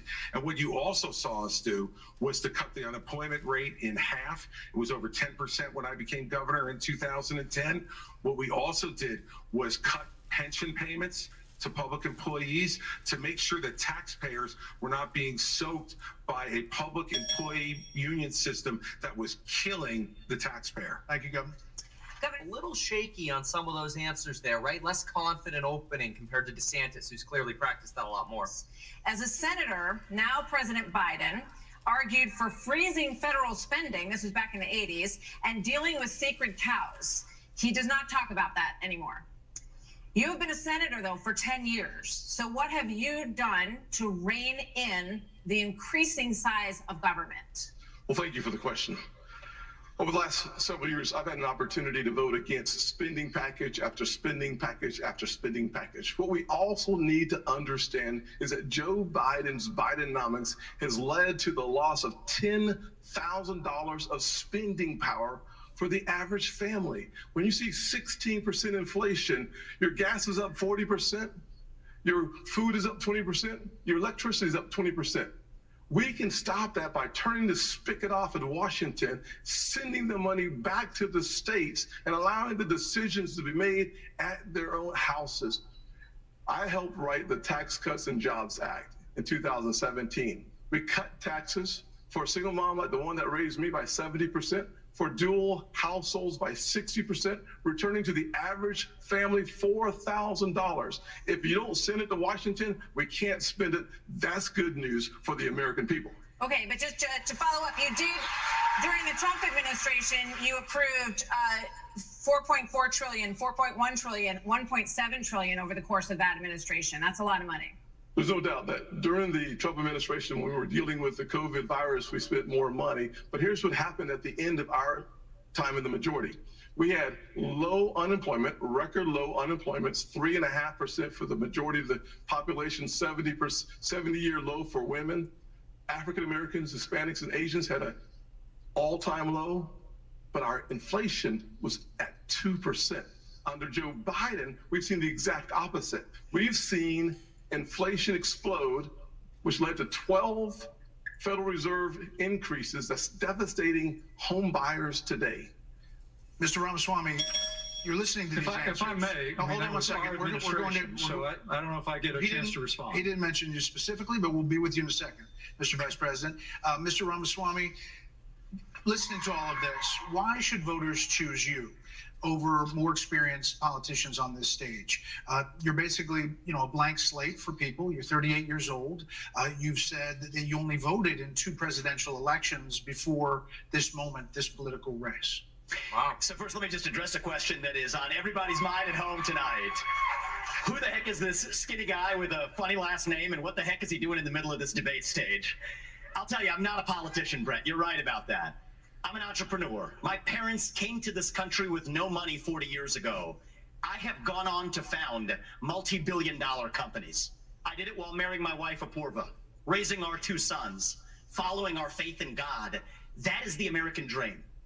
And I am genuinely worried that that American dream will not exist for our 2 sons and their generation unless we do something about it. And I do think Brett is going to take an outsider. Because for a long time, we have professional politicians in the Republican Party who have been running from something. Now is our moment to start running to something, to our vision of what it means to be an American today. If you have a broken car, you don't turn over the keys to the people who broke it again. You hand it over to a new generation to actually fix the problem. That's why I'm in this race, and we're just getting warmed up. All right, so you better, good intro. So why are you better positioned to turn around this economy that we've heard all of these voters talking about tonight than Mr. Ramaswamy, who is a successful entrepreneur nationally right now? He's beating you in the polls. Well, I don't care about polls. What I care about the fact is that no one is telling the American people the truth. The truth is that Biden didn't do this to us. Our Republicans did this to us too. When they passed that $2.2 trillion COVID stimulus bill, They left us with 90 million people on Medicaid, 42 million people on food stamps. No one has told you how to fix it. I'll tell you how to fix it. They need to stop the spending. They need to stop the borrowing. They need to eliminate the earmarks that the Republicans brought back in.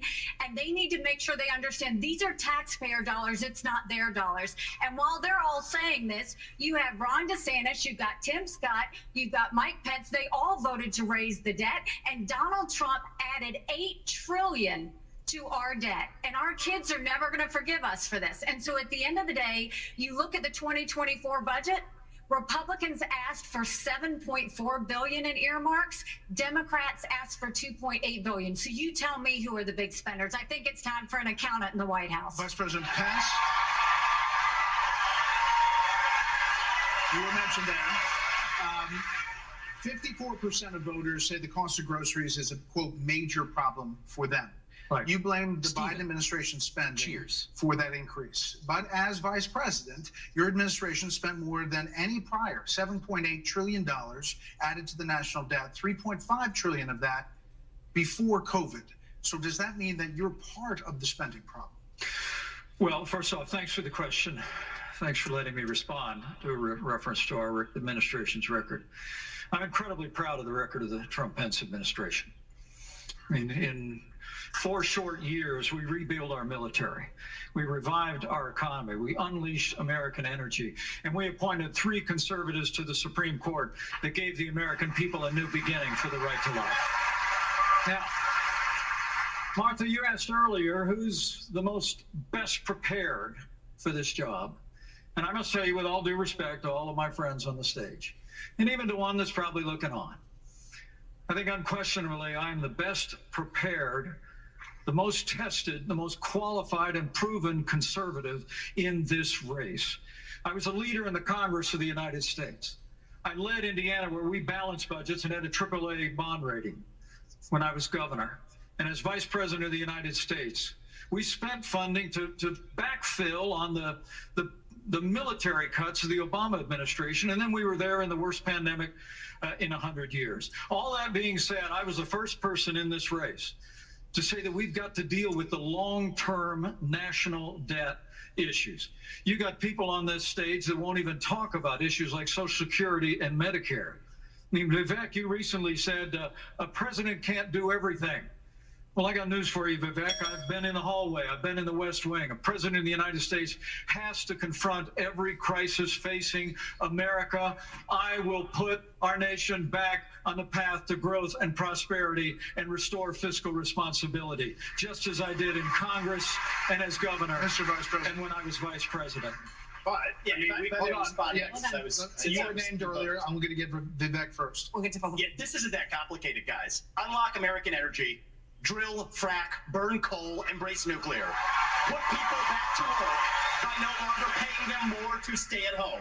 Reform the U.S. Fed, stabilize the U.S. dollar, and go to war. The only war that I will declare as U.S. president will be the war on the federal administrative state that is the source of those toxic regulations acting like a wet blanket on the economy. So I'm not sure I exactly understood Mike Pence's comment, but I'll let you all parse that out. For me, it's pretty simple. That's something a U.S. president can do with focus, and I'll deliver on it. Well, let me explain it to you. Let me explain it to you, Vivek, if I can. I'll go slower. I love this. You know, I sometimes struggle with the reading comprehension. Look, I was a House conservative leader before it was cool. I actually pushed a Deficit Reduction Act. That was the last time we actually reduced the national debt in the United States when I was the leader of House conservatives. I balanced budgets and cut taxes when I was governor. I mean, look, Joe Biden has weakened this country at home and abroad. Now is not the time for on-the-job training. We don't need to bring in a rookie. We don't need to bring in people without experience. We need to bring It's 30 seconds when you have a rebuttal, okay? And you are up, Governor DeSantis. So here's the thing. Why are we in this mess? Part of it, and a major reason, is because how this federal government handled COVID-19 by locking down this economy. It was a mistake. It should have never happened. And in Florida, we led the country out of lockdown. We kept our state free and open. And I can tell you this, as your president, I will never let the deep state bureaucrats lock you down, you don't take somebody like Fauci and coddle him. You bring Fauci in, you sit him down, and you say, Anthony, you are fired.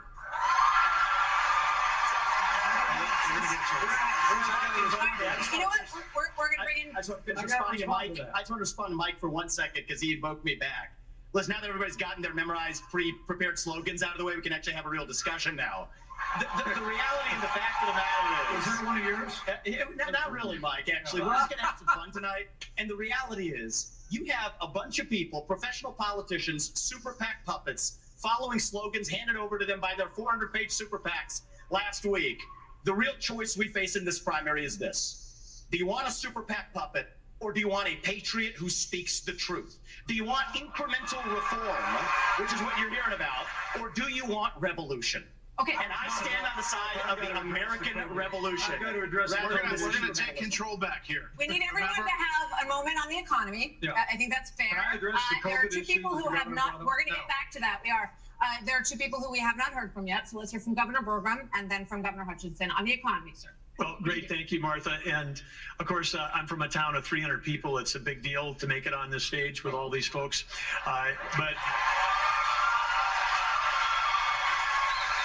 But when they were all wishing me well, and I think I took them a little too literally when they said, go to Milwaukee and break a leg. But I do want to say, Which just happened to him, by the way, during a basketball game. we can't just talk about the Biden economy because the economy, energy, and national security are all tied together. Of course, we're paying too much for our energy in our state, in our country right now. But part of the reason why is because of the Biden policies on energy. We've got a plan right now, the $1.2 trillion of Green New Deal spending buried in the Inflation Creation Act is something that is just subsidizing China. If we're going to stop buying oil from the Middle East and start buying batteries from China, we're just trading OPEC for Sinopec. And then belatedly, the Biden administration says, no, we're going to put sanctions on Russian oil. Well, we put sanctions on Russian oil. Well, then it's 20% off. Who's buying it? China. So if you buy a battery in this country, you buy a solar panel, it's being produced in a plant in China powered by coal, or it's being powered by oil and gas at 20% off. And every farmer in this country would like to buy diesel at 20% off, just like they're buying it in China. Governor Hutch. This is Doug Burgum, the governor of North Dakota. Thank you, Brett. Delighted to be here tonight. And let me just tell you that I'm a pro-life governor from a conservative state that have a conservative record in which I lowered taxes in Arkansas as governor. I created a $2 billion surplus that I passed over to my successor, and I made sure that we shrunk the size of government. We have 14% fewer state employees in Arkansas after I left government than when I took over as governor 8 years ago. I tell that because that's what we need in Washington, D.C. We need somebody who can actually constrain the growth of the federal government, that can actually reduce the size, and I've pledged to reduce by 10% our federal non-defense workforce. That's a specific pledge to make that attacks the administrative state. And let me applaud some of the business partners that are here that have had success in business. But let me tell you, I've been a federal prosecutor. I've served our country in terms of being head of the DEA, in Homeland Security, in times of crisis. And while I think that that's experience that is important for the future of our country, to be the president of the United States that can lead with positive solutions and be held accountable. Thank you. We have a lot of topics to get to, and I promise we're going to get to everyone if we play within the rules. Okay, next topic. More than 1,000 people are still unaccounted for in Maui after the deadliest U.S. wildfire in more than a century. Hawaii's governor and White House officials said that climate change amplified the cost of human error. And a tropical storm hit California for the first time in 84 years. The ocean hit 101 degrees off the coast of Florida. And in the last month, the heat wave in the Southwest broke records nearly 50 years old. So Alexander Diaz from Young America's Foundation has a question for you. Polls consistently show that young people's #1 issue is climate change. How will you, as both President of the United States and leader of the Republican Party, calm their fears that the Republican Party doesn't care about climate change? So we want to start on this with a show of hands. Do you believe in human behavior is causing climate change? Raise your hand if you do. Look, we're not. Well, there's a difference between cause and contribute. I'm happy to take it to start. Alexander, So do you want to raise your hand? Cause, contribute, important, right? Alexander, this. First of all, one of the reasons our country's declined is because of the way the corporate media treats Republicans versus Democrats. Biden was on the beach while those people were suffering. He was asked about it. He said, no comment. Are you kidding me? As somebody that's handled disasters in Florida, you got to be activated. You've got to be there. You've got to be present. You got to be helping people who are doing this. And here's the deal. So is that a yes or is that a yes? Is that a hand raise? You do not. I think it was a hand raise for him, and it's my hands in my pockets. No, because no, the I climate didn't change raise- I agenda is didn't a raise a hoax. Let us be honest as Republicans. I'm the only person on the stage who isn't bought and paid for, so I can say this. The climate change agenda is a hoax. The climate change agenda is a hoax. And we have to declare independence for it. And the reality is, the anti-carbon agenda is the wet blanket on our economy. And so the reality is more people are dying of bad climate change policies than they are of actual climate change. Governor Haley, are you bought and paid for? Hold on. Listen. Hold on. I've had enough. I've had enough already tonight of a guy who sounds like ChatGPT standing up here. Okay, that's good. The last person in one of these debates, Brett, who stood in the middle of the stage and said, "What's a skinny guy with an odd last name doing up here?" was Barack Obama, and I'm afraid we're dealing with the same type of amateur standing on stage tonight. What it is? Give me a hug just like you did to The Obama. same type of amateur. And you'll help elect me just like you did to Obama, too. Give me that The damn same hug, bro. type of amateur. Hold on. Governor Haley, would you like to respond? Are you So bought and Brett, paid what I for? would like to say is the fact that I think this is exactly why Margaret Thatcher said, if you want something said, ask a man. If you want something done, ask a woman.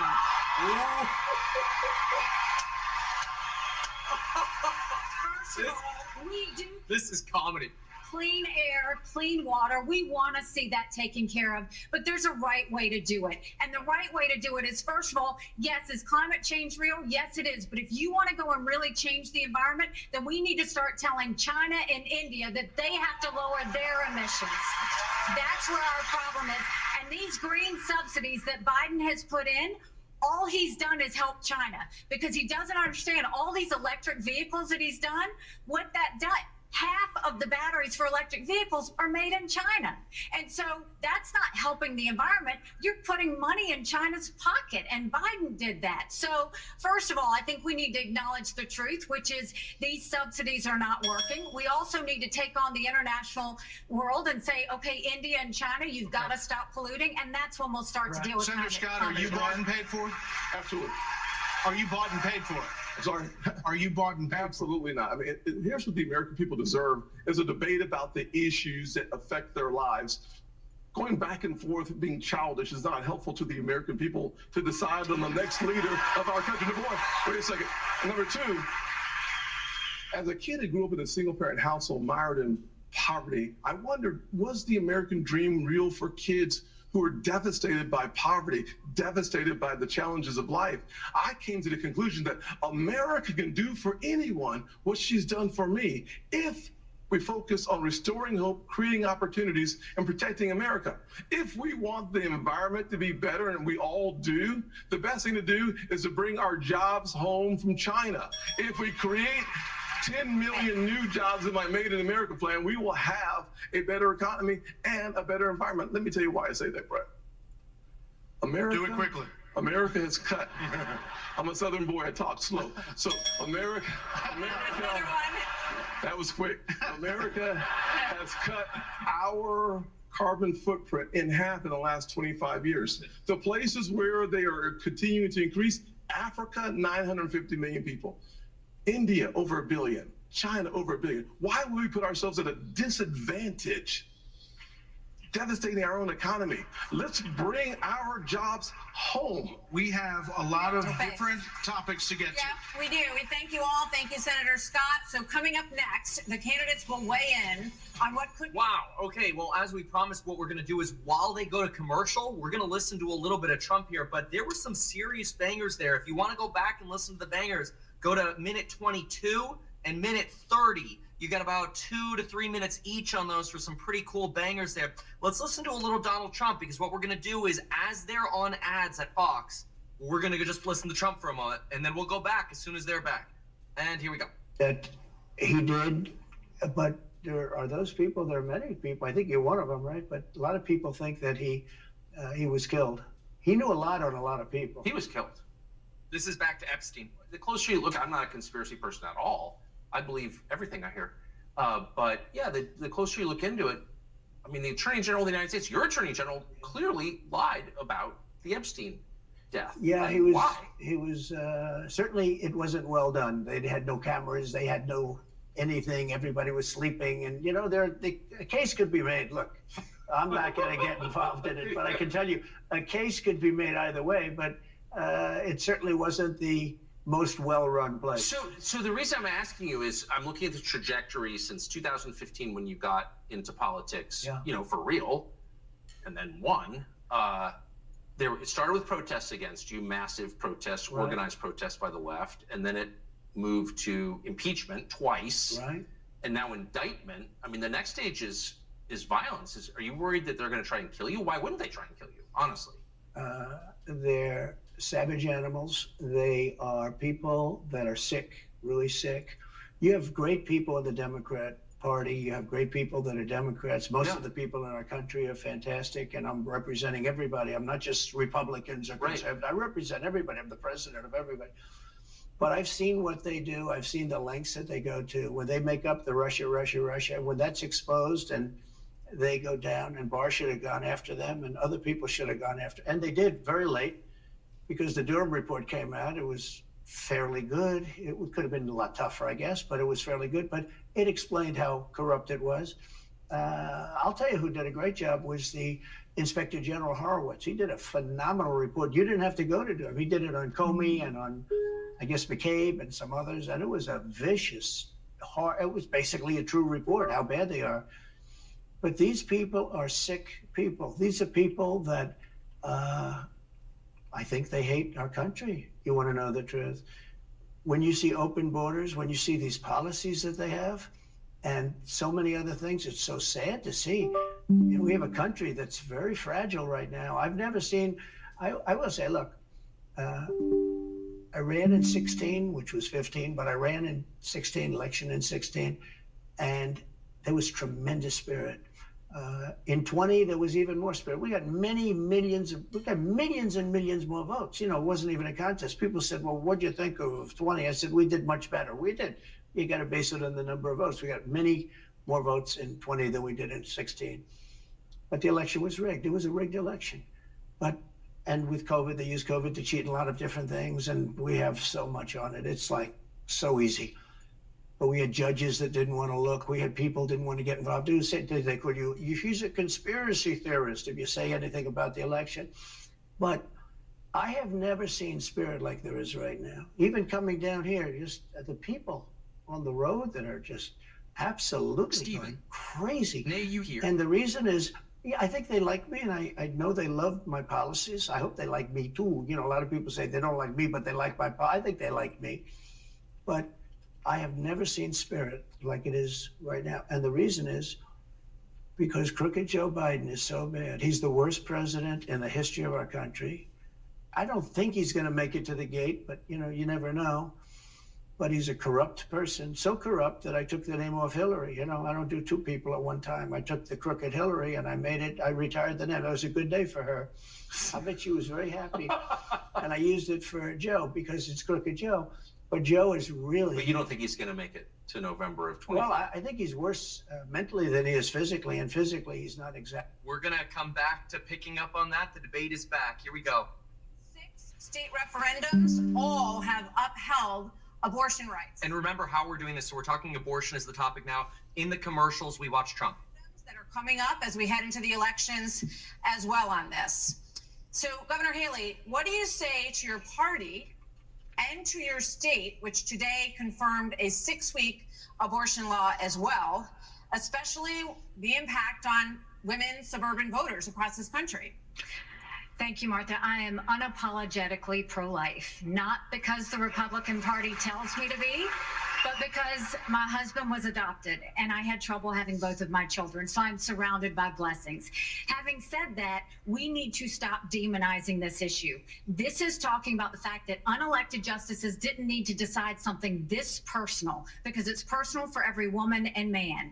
Now it's been put in the hands of the people. That's great. When it comes to a federal ban, let's be honest with the American people and say it will take 60 Senate votes. It will take a majority of the House. So in order to do that, let's find consensus. Can't we all agree that we should ban late-term abortions? Can't we all agree that we should encourage adoptions? Can't we all agree that doctors and nurses who don't believe in abortion shouldn't have to perform them? Can't we all agree that contraception should be available? And can't we all agree that we are not going to put a woman in jail or give her the death penalty if she gets an abortion? Let's treat this like a respectful issue that it is, and humanize the situation and stop demonizing the situation. Brett. Very good. She's very professional with her answers. Fantastic answers. 6-week abortion ban in Florida. One of your biggest financial backers said that you need to, quote, shift to get moderates or you will lose. What do you say to him and others who say politically that is a tough thing to sell nationally? Well, I would say we sold the biggest election landslide victory in the history of the Republican Party in the state of Florida in 2022. That's what I did. We can win. But second of all, look, you got to do what you think is right. I believe in a culture of life. I was proud to sign the heartbeat bill. I remember one of the most impactful moments of my life was when I heard the heartbeat of my oldest daughter in my wife's womb, and then saw the sonograms of all 3 of my kids. What the Democrats are trying to do on this issue is wrong, to allow abortion all the way up to the moment of birth. I know a lady in Florida named Penny. She survived multiple abortion attempts. She was left discarded in a pan. Fortunately, her grandmother saved her and brought her to a different hospital.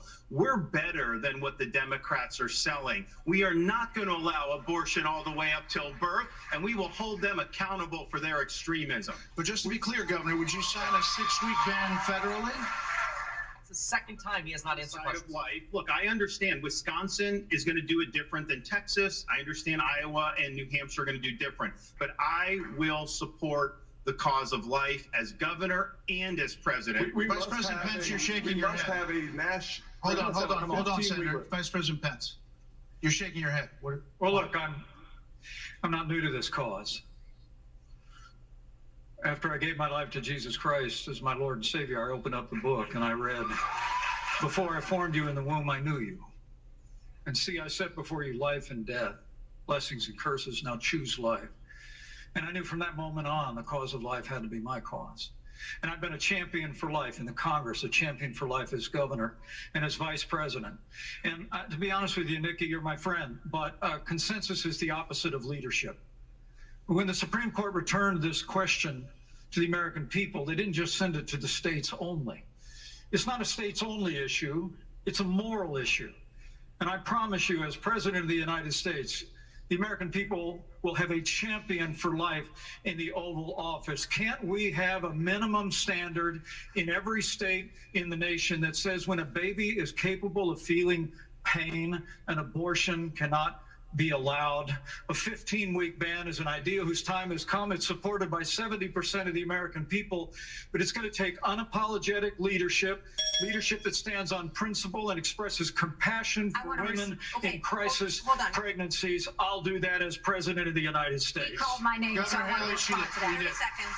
So first of all, I will say it is in the hands of the people, and that's where it should be. But when you're talking about a federal ban, be honest with the American people. We haven't had 45 pro-life senators in over 100 years. So no Republican president can ban abortions any more than a Democrat president could ban all those state laws. Don't make women feel like they have to decide on this issue when you know we don't have 60 Senate votes in the House. 70% of the American people support legislation But to ban 70% abortion of the after Senate a baby is does capable not. of experiencing pain. You know what? It's just not take leadership. Hold on. 70% of the Senate does not. You have to be honest with the We have to American have people. a 15-week All right, limit. let's get Governor Bergman for one minute here.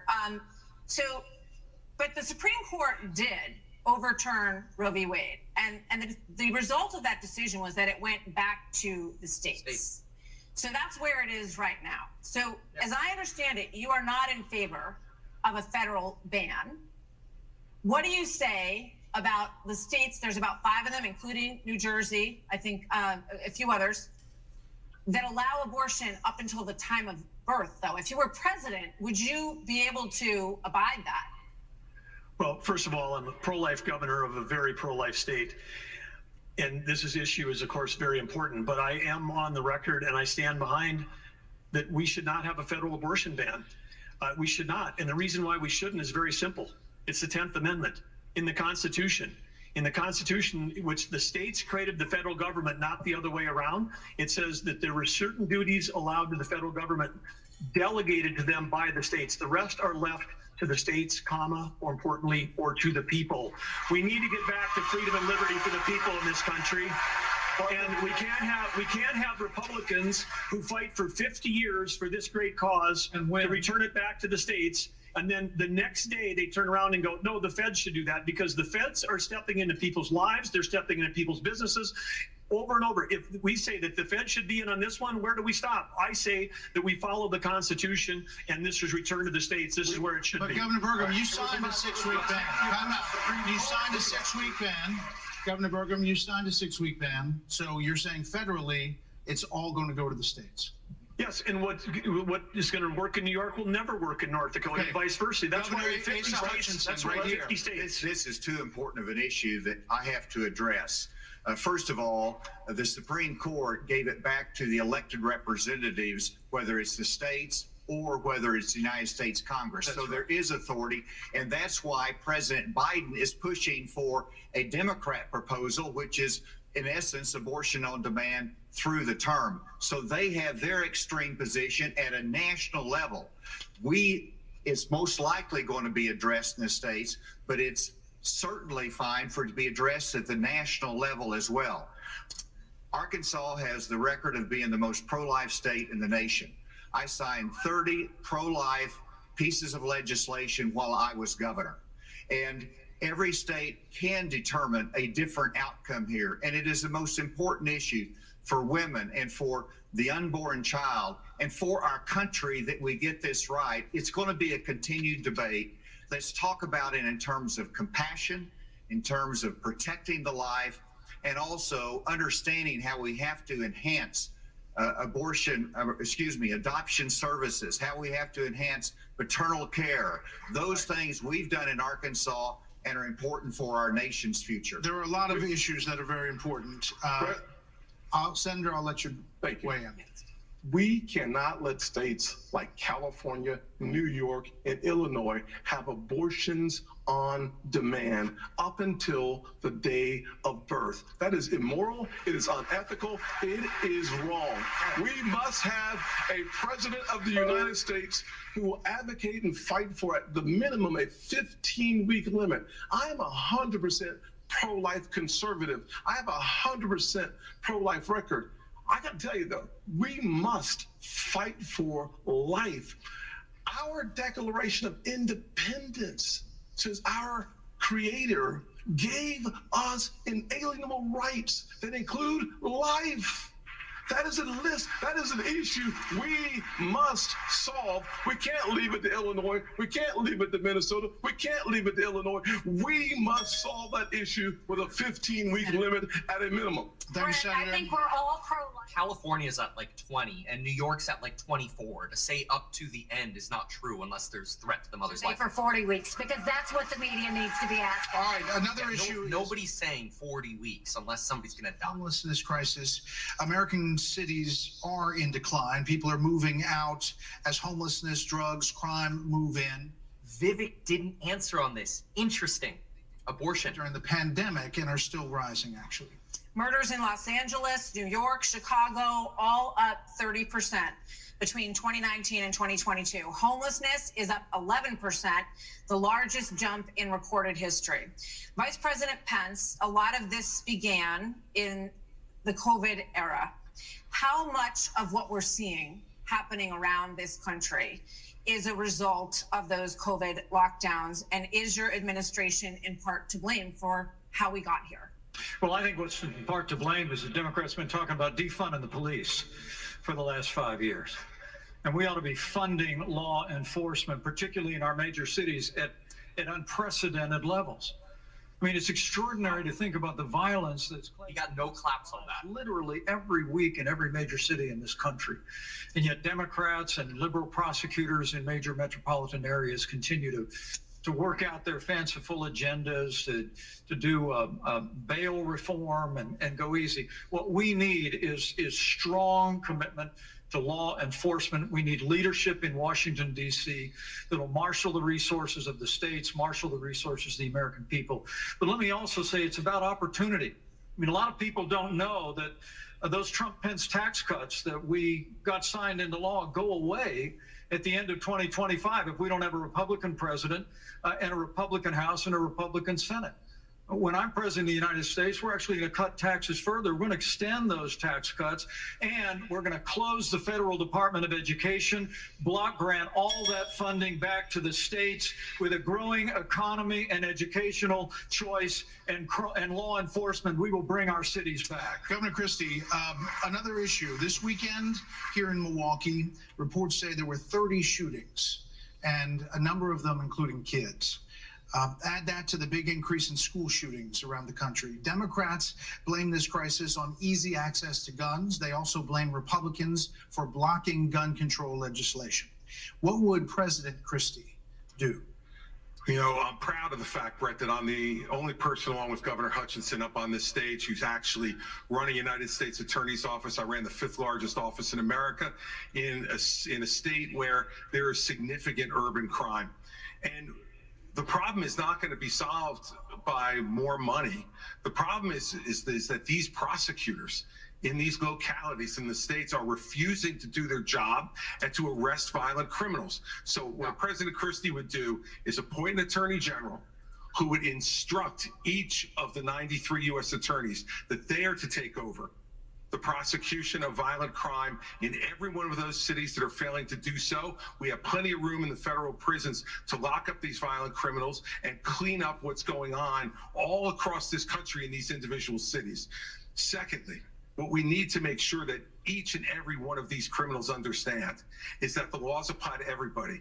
And when Hunter Biden fills out a fake application, a false application for a gun permit, and then is facing a 10-year mandatory minimum, which was mandated by legislation sponsored by his father. And then you have a Justice Department that walks away from those charges. We're telling people that the law doesn't apply to everybody. In a Christie administration, he would go to jail for 10 years. What about a President Ramaswamy? What does a President Ramaswamy do about guns? So the reality is we have a crime wave in this country and we know how to fix it. The question is, do we actually have the spine to do it? More cops in the streets who are on the streets able to do their jobs without looking over their shoulder for getting sued. And we also have a mental health epidemic in this country. Just over the same period that we have closed mental health institutions, we have seen a spike in violent crime. Do we have the spine to bring them back? I think we should. As president, I will. But it's not just drugging up people in those psychiatric institutions with Zoloft and Seroquel. It's a deeper issue. I think faith-based approaches can play a role here too.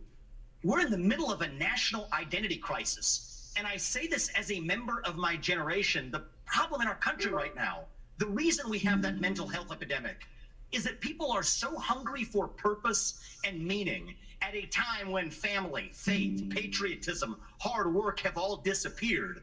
What we really need is a tonal reset from the top, saying that this is what it means to be an American. Yes, we will stand for the rule of law. Yes, we will close the southern border where criminals are coming in every day. And yes, we will back law enforcement because we remember who we really are. And that's also how we address that mental health epidemic in the next generation that is directly leading to violent crime. Can I across speak this on Governor DeSantis really quickly? Governor DeSantis. We don't have an identity crisis with that. We're not looking for a new national identity. The American people are the most faith-filled, freedom-loving, idealistic, hardworking people the world has ever known. We just need government as good as our people. Well, Mike, I think the difference is you might have, some others like you may have on the stage, it's Morning in America speech. It is not Morning in America.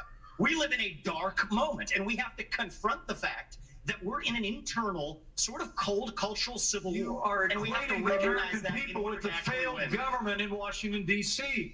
We just need government as good as our people again. So I can finish addressing that slogan because I don't know what that slogan means. We need to shut down the administrative state. That's actually how we translate it. Crime has been on the rise in Florida, Governor DeSantis. Vivek did not answer on guns, by the way. Well, actually, crime's at a 50-year low in Florida. Not in Miami. We're happy with that. Well, the statewide, it's a 50-year low. And so here's the thing.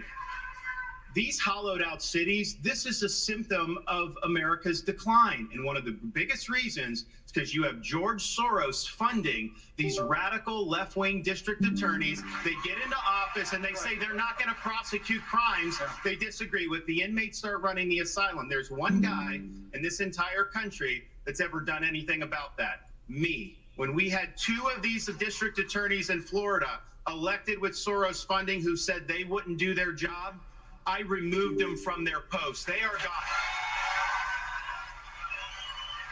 And as president, we are going to go after all of these people because they are hurting the quality of life and they are victimizing innocent people in every corner of this country, and it will stop when I get into office. Okay, one more here before the break, Governor Burgum. Well, Brett and Martha, I just thought it was interesting. You asked your question about the problems we're having in big cities. Nobody ever asked the question of what about the crime wave in small towns? Because in a small town, neighbors help neighbors. People understand each other. If a farmer gets sick, everybody comes together and helps them get the crop off. There's accountability, there's transparency. One thing that I think this country could use is somebody in the White House that understands small town values, because that's our road back to get this country on track again.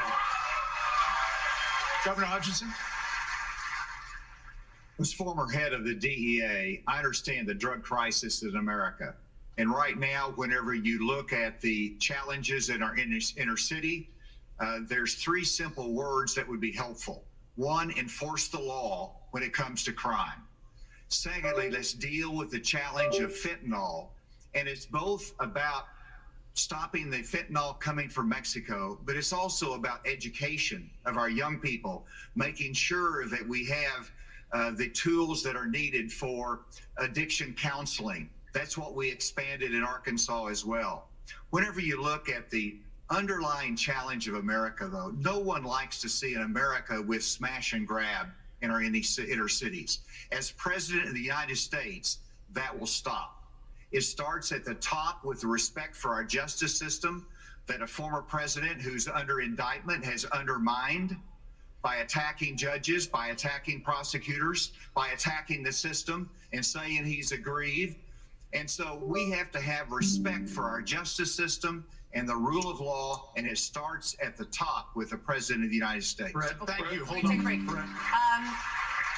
So, speaking of that, right now you are looking live at Fulton County Jail, where former President Donald Trump will be processed tomorrow. So next, the candidates will have an opportunity to talk about the coming trials of Donald Trump. All right, speaking of Donald Trump, we are going to, as usual, in the commercial breaks, hop back on over to listen to Donnie T. Exactly. This is, by the way, Donald Trump talking about Biden's mental health being worse than his physical health. A triathlete or any kind of an athlete, you look at him, he can't walk to the helicopter. He walks, he can't lift his feet out of the grass. You know, it's only 2 inches at the White House, right? It's not a lot. but you watch him and it looks like he's walking on toothpicks. So, and then you see him on the beach where he can't lift a chair. You know, those chairs are meant to be light, right? They're like 2 ounces. You lift them up. He can't lift the chair. He can't walk to the chair. And I don't know what they're doing with the beach. You know, this beach is seeming to play a big role, but they love pictures of him on the beach. I think he looks terrible on the beach. He looks terrible on the beach. Skinny legs. Well, he can't walk through the sand. You know, sand is not that easy to walk through, but when he walks through it, he can't walk through the sand. And there's somebody in there that thinks he looks fabulous at the beach. I think he looks horrible at the beach. Plus, the beach doesn't represent what a president's supposed to be doing. He's supposed to be working. He's supposed to be getting us out of that horrible, horrible war that we're very much involved in with Russia. DeSantis made this similar argument. Yeah, I'm here. Remember, he also slammed Biden for being on the beach and not responding to the disaster in Hawaii. And Ukraine, you could do that. You could do that very easily. I believe you could do that I don't believe he could do it because he's just incompetent. But that's a war that should end immediately, not because of one side or the other, because hundreds of thousands of people are being killed. Can you imagine you're in an apartment house and rockets are going into that building and blowing it up and knocking it down? And terrible. Who can? Why should anything? Why should anybody? Human beings, these are human, whether they're Russian or Ukrainian or whatever they are. It's got to be stopped, and it can be stopped very easily. It would have never started if I were president. It would have never started. So back to Biden, I'm interested. So you think he's failing? He obviously is failing. I think it's clear to everybody.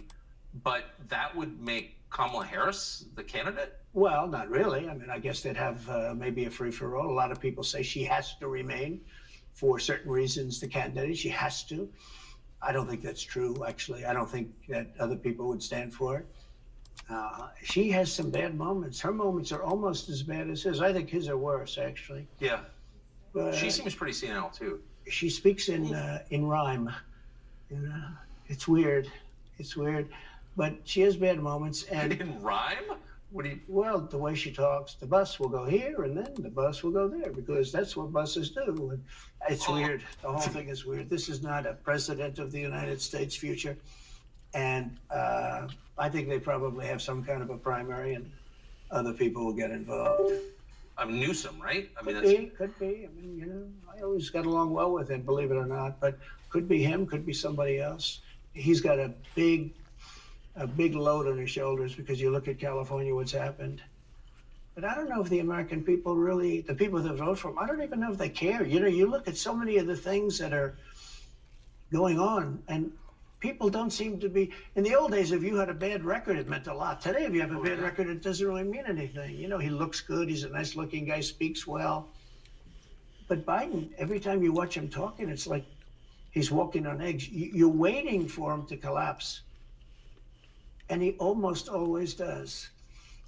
And I got to know the leaders of all of the countries, essentially, but the big ones. And the bigger, the tougher the leader. You know, it's like sort of, I guess maybe that's the way it's supposed to be. But I got to know President Xi of China and Putin and Kim Jong-un, North Korea. Did a great job with North Korea, kept us out of a nuclear war. We would have 40,000 dead soldiers right now. They'd drop a nuke right on top of the military base. But we have 40,000 soldiers over there. And I did. Dude, what is he revealing troop numbers like that? Oh my God. He said nice things about Kim Jong-un. I also said horrible things at the beginning. Horrible enough that he wanted to talk. And we talked and we met in Singapore. We met actually twice. And we had unbelievable meetings. Watermelon. Very well. We were in great shape with him. What do you think he and Xi and Putin think of Biden? I think they can't believe it. I think they probably say this is some kind of a system. You know, they had great respect for our country. They respected me. They had great respect for our country when I was there. Every one of them. Look, if you go to North Korea, you take a look at what happened. You know, the Olympics was dead. South Korea spent billions on the Olympics. Nobody was going to go. They didn't want to get blown up. Okay, we're going to come right back since the debate is back. Here we go. Debate, policy discussions the Americans want to hear you all on. China, Ukraine, immigration, education. But we are going to take a brief moment and talk about the elephant not in the room. Former President Trump has been indicted in 4 different 7 states. Do you care what they 91 say? counts. They'd all He will still be vote for processed him. tomorrow in Georgia, Except for at one. the Fulton County Jail. Go back to We Trump. are we're only about 15 minutes in here, so let's keep going with the Donald Trump. You go into the Olympics, put your athletes in. It wasn't like, they were big on athletes because, Famine. but they went in and they actually participated. And within about 2 days, the entire thing was sold out. And if it wasn't me, that would have never happened. But I got along very well with him, and that's a positive thing. He does have massive nuclear power, by the way. And if Hillary would have gotten in, or if the Obama thought process continued, it would have been a nuclear war, absolutely, with North Korea. He was expecting to go into a war, and it would have been a nuclear war. So do you think the rest of the world looks on at Biden and thinks someone else has got to be running the government? Well, somebody else has to be. I don't think he's capable of doing anything. Look, when I debated him, I said, how come, and this was in front of probably not a friend of yours, Chris Wallace. He was the moderator. Not a friend. I said, why is it he wants to be Mike, but he doesn't have the talent? It's one of those bitchy little man. He wanted to be his father, but he didn't have the talent of his father was great. His He's father, a little fussy man. his father interviewed me in 60 Minutes. It was actually a 10. Can you believe I it? know, I totally His father had talent, at least. I may have been the only guy that he gave a good 60 Minutes, so he was rough. Really? His father was tough. He was great, though. He was great at what he did. But Chris Wallace was so upset. He was guarding this guy who wouldn't do a show, by the way. He wouldn't do. I figured I didn't mind Chris Wallace because Biden wouldn't do a show. And it was very obvious. He kept asking him and asking, but he wouldn't do the show. So I figured he's got to like me. But he came from a different planet. But remember when I asked the question, why is it that the mayor of Moscow's wife is allowed to give you $3.5 million? Don't forget, that was brought up. Now it's brought up all the time, but that was brought up by me long before anyone ever heard of it. I said, the mayor of Moscow's wife giving you $3.5 million. What did you do to deserve $3.5 million? To Biden. And Chris Wallace said, this has nothing to do with the debate. I mean, he got in the way of the question. No, it was crazy. And I said, well, wait a minute. He got $3.5 million from the mayor of Moscow's wife. Now, people forget that, but if you go back and take a look, you will see. And Chris Wallace didn't want me to ask that question. I said, I think it's a very appropriate question. It turned out to be much more appropriate than people thought. Amazing. So do you have a preference in, assuming you're the Republican nominee and all goes as you plan it to go, VP? Do you have a preference in who you run against? In many ways, I'd love to run against him because his record's so bad. It's still horrible when you look at inflation and everything else, but others also have very bad records. I mean, California's a bad record, so, should it be Gavin or should it be somebody else? When I look at San Francisco, what's happened to that incredible city? That was one of the greatest cities in the world just a short while ago, and now it's very sad when you look at it. Los Angeles. It is. Every city, practically, all the Democrat-run cities. Republican-run cities are doing very nicely because they arrest people when you have crimes. And they don't go after political candidates because they think it's good. It's been amazing. My poll numbers are the highest I've ever had. But because people understand it. Well, can I just ask you, that gets back to my original question. So if the protest didn't work, you got elected anyway. Yeah. Impeachment didn't work twice, obviously. Indictment. Okay, we are back. Hold on, back to the show. Exposing chronic absenteeism, deep declines. We're on education now. Pence and Vivek talk about ending the Department of Education for the programs that meet Kevin, or information on StackHack at Kevin or staff at meetkevin.com. There you go. And is not working. Your poll numbers go up. When they raided Mar-a-Lago in August of last year, your numbers went up. They can indict you 20 times, and you're not gonna lose the Republican primary because of that. Well, so, it makes it look even more ridiculous. I mean, the 4 indictments, and maybe there'll be more. I don't know. These people are crazy. But they're counterproductive. So if you chart it out, it's an escalation, is what I'm saying. Yeah. So what's next? After, try to put you in prison for the rest of your life, that's not working. So, don't they have to? Why do you want to listen to Vivek? I think the people of our country, Ramaswamy, don't get enough credit for how smart they are. And I'm not sure I would have said this 10 years ago, but they get it. You know, Yeah. really I've seen that. When somebody Meet gets Kevin guys indicted, your too. poll See numbers go financial down. When advisor. somebody gets indicted, you announce. No, he's not my finance. I've never seen him With my before. family and to fight for the rest of my It's the life. first for time I've this ever seen stuff. the dude. But you're out of politics. I got indicted 4 times. That was a All weird trivia, question. nonsense, bullshit. It's all bullshit. It's Hey, horrible Savo. when you look and you look at Hey, what Steve. they're doing. The boxes hoax. I'm covered by the Presidential Records Act. I'm allowed to do exactly that. He's not covered, and he's got 25 times the number of boxes. And he's got them stored in Chinatown. He's got them stored in a flimsy garage underneath his Corvette at Penn. And by the way, at Penn, he gets millions of dollars. China pays this guy millions of dollars. See, I think he's the most corrupt president we've ever had.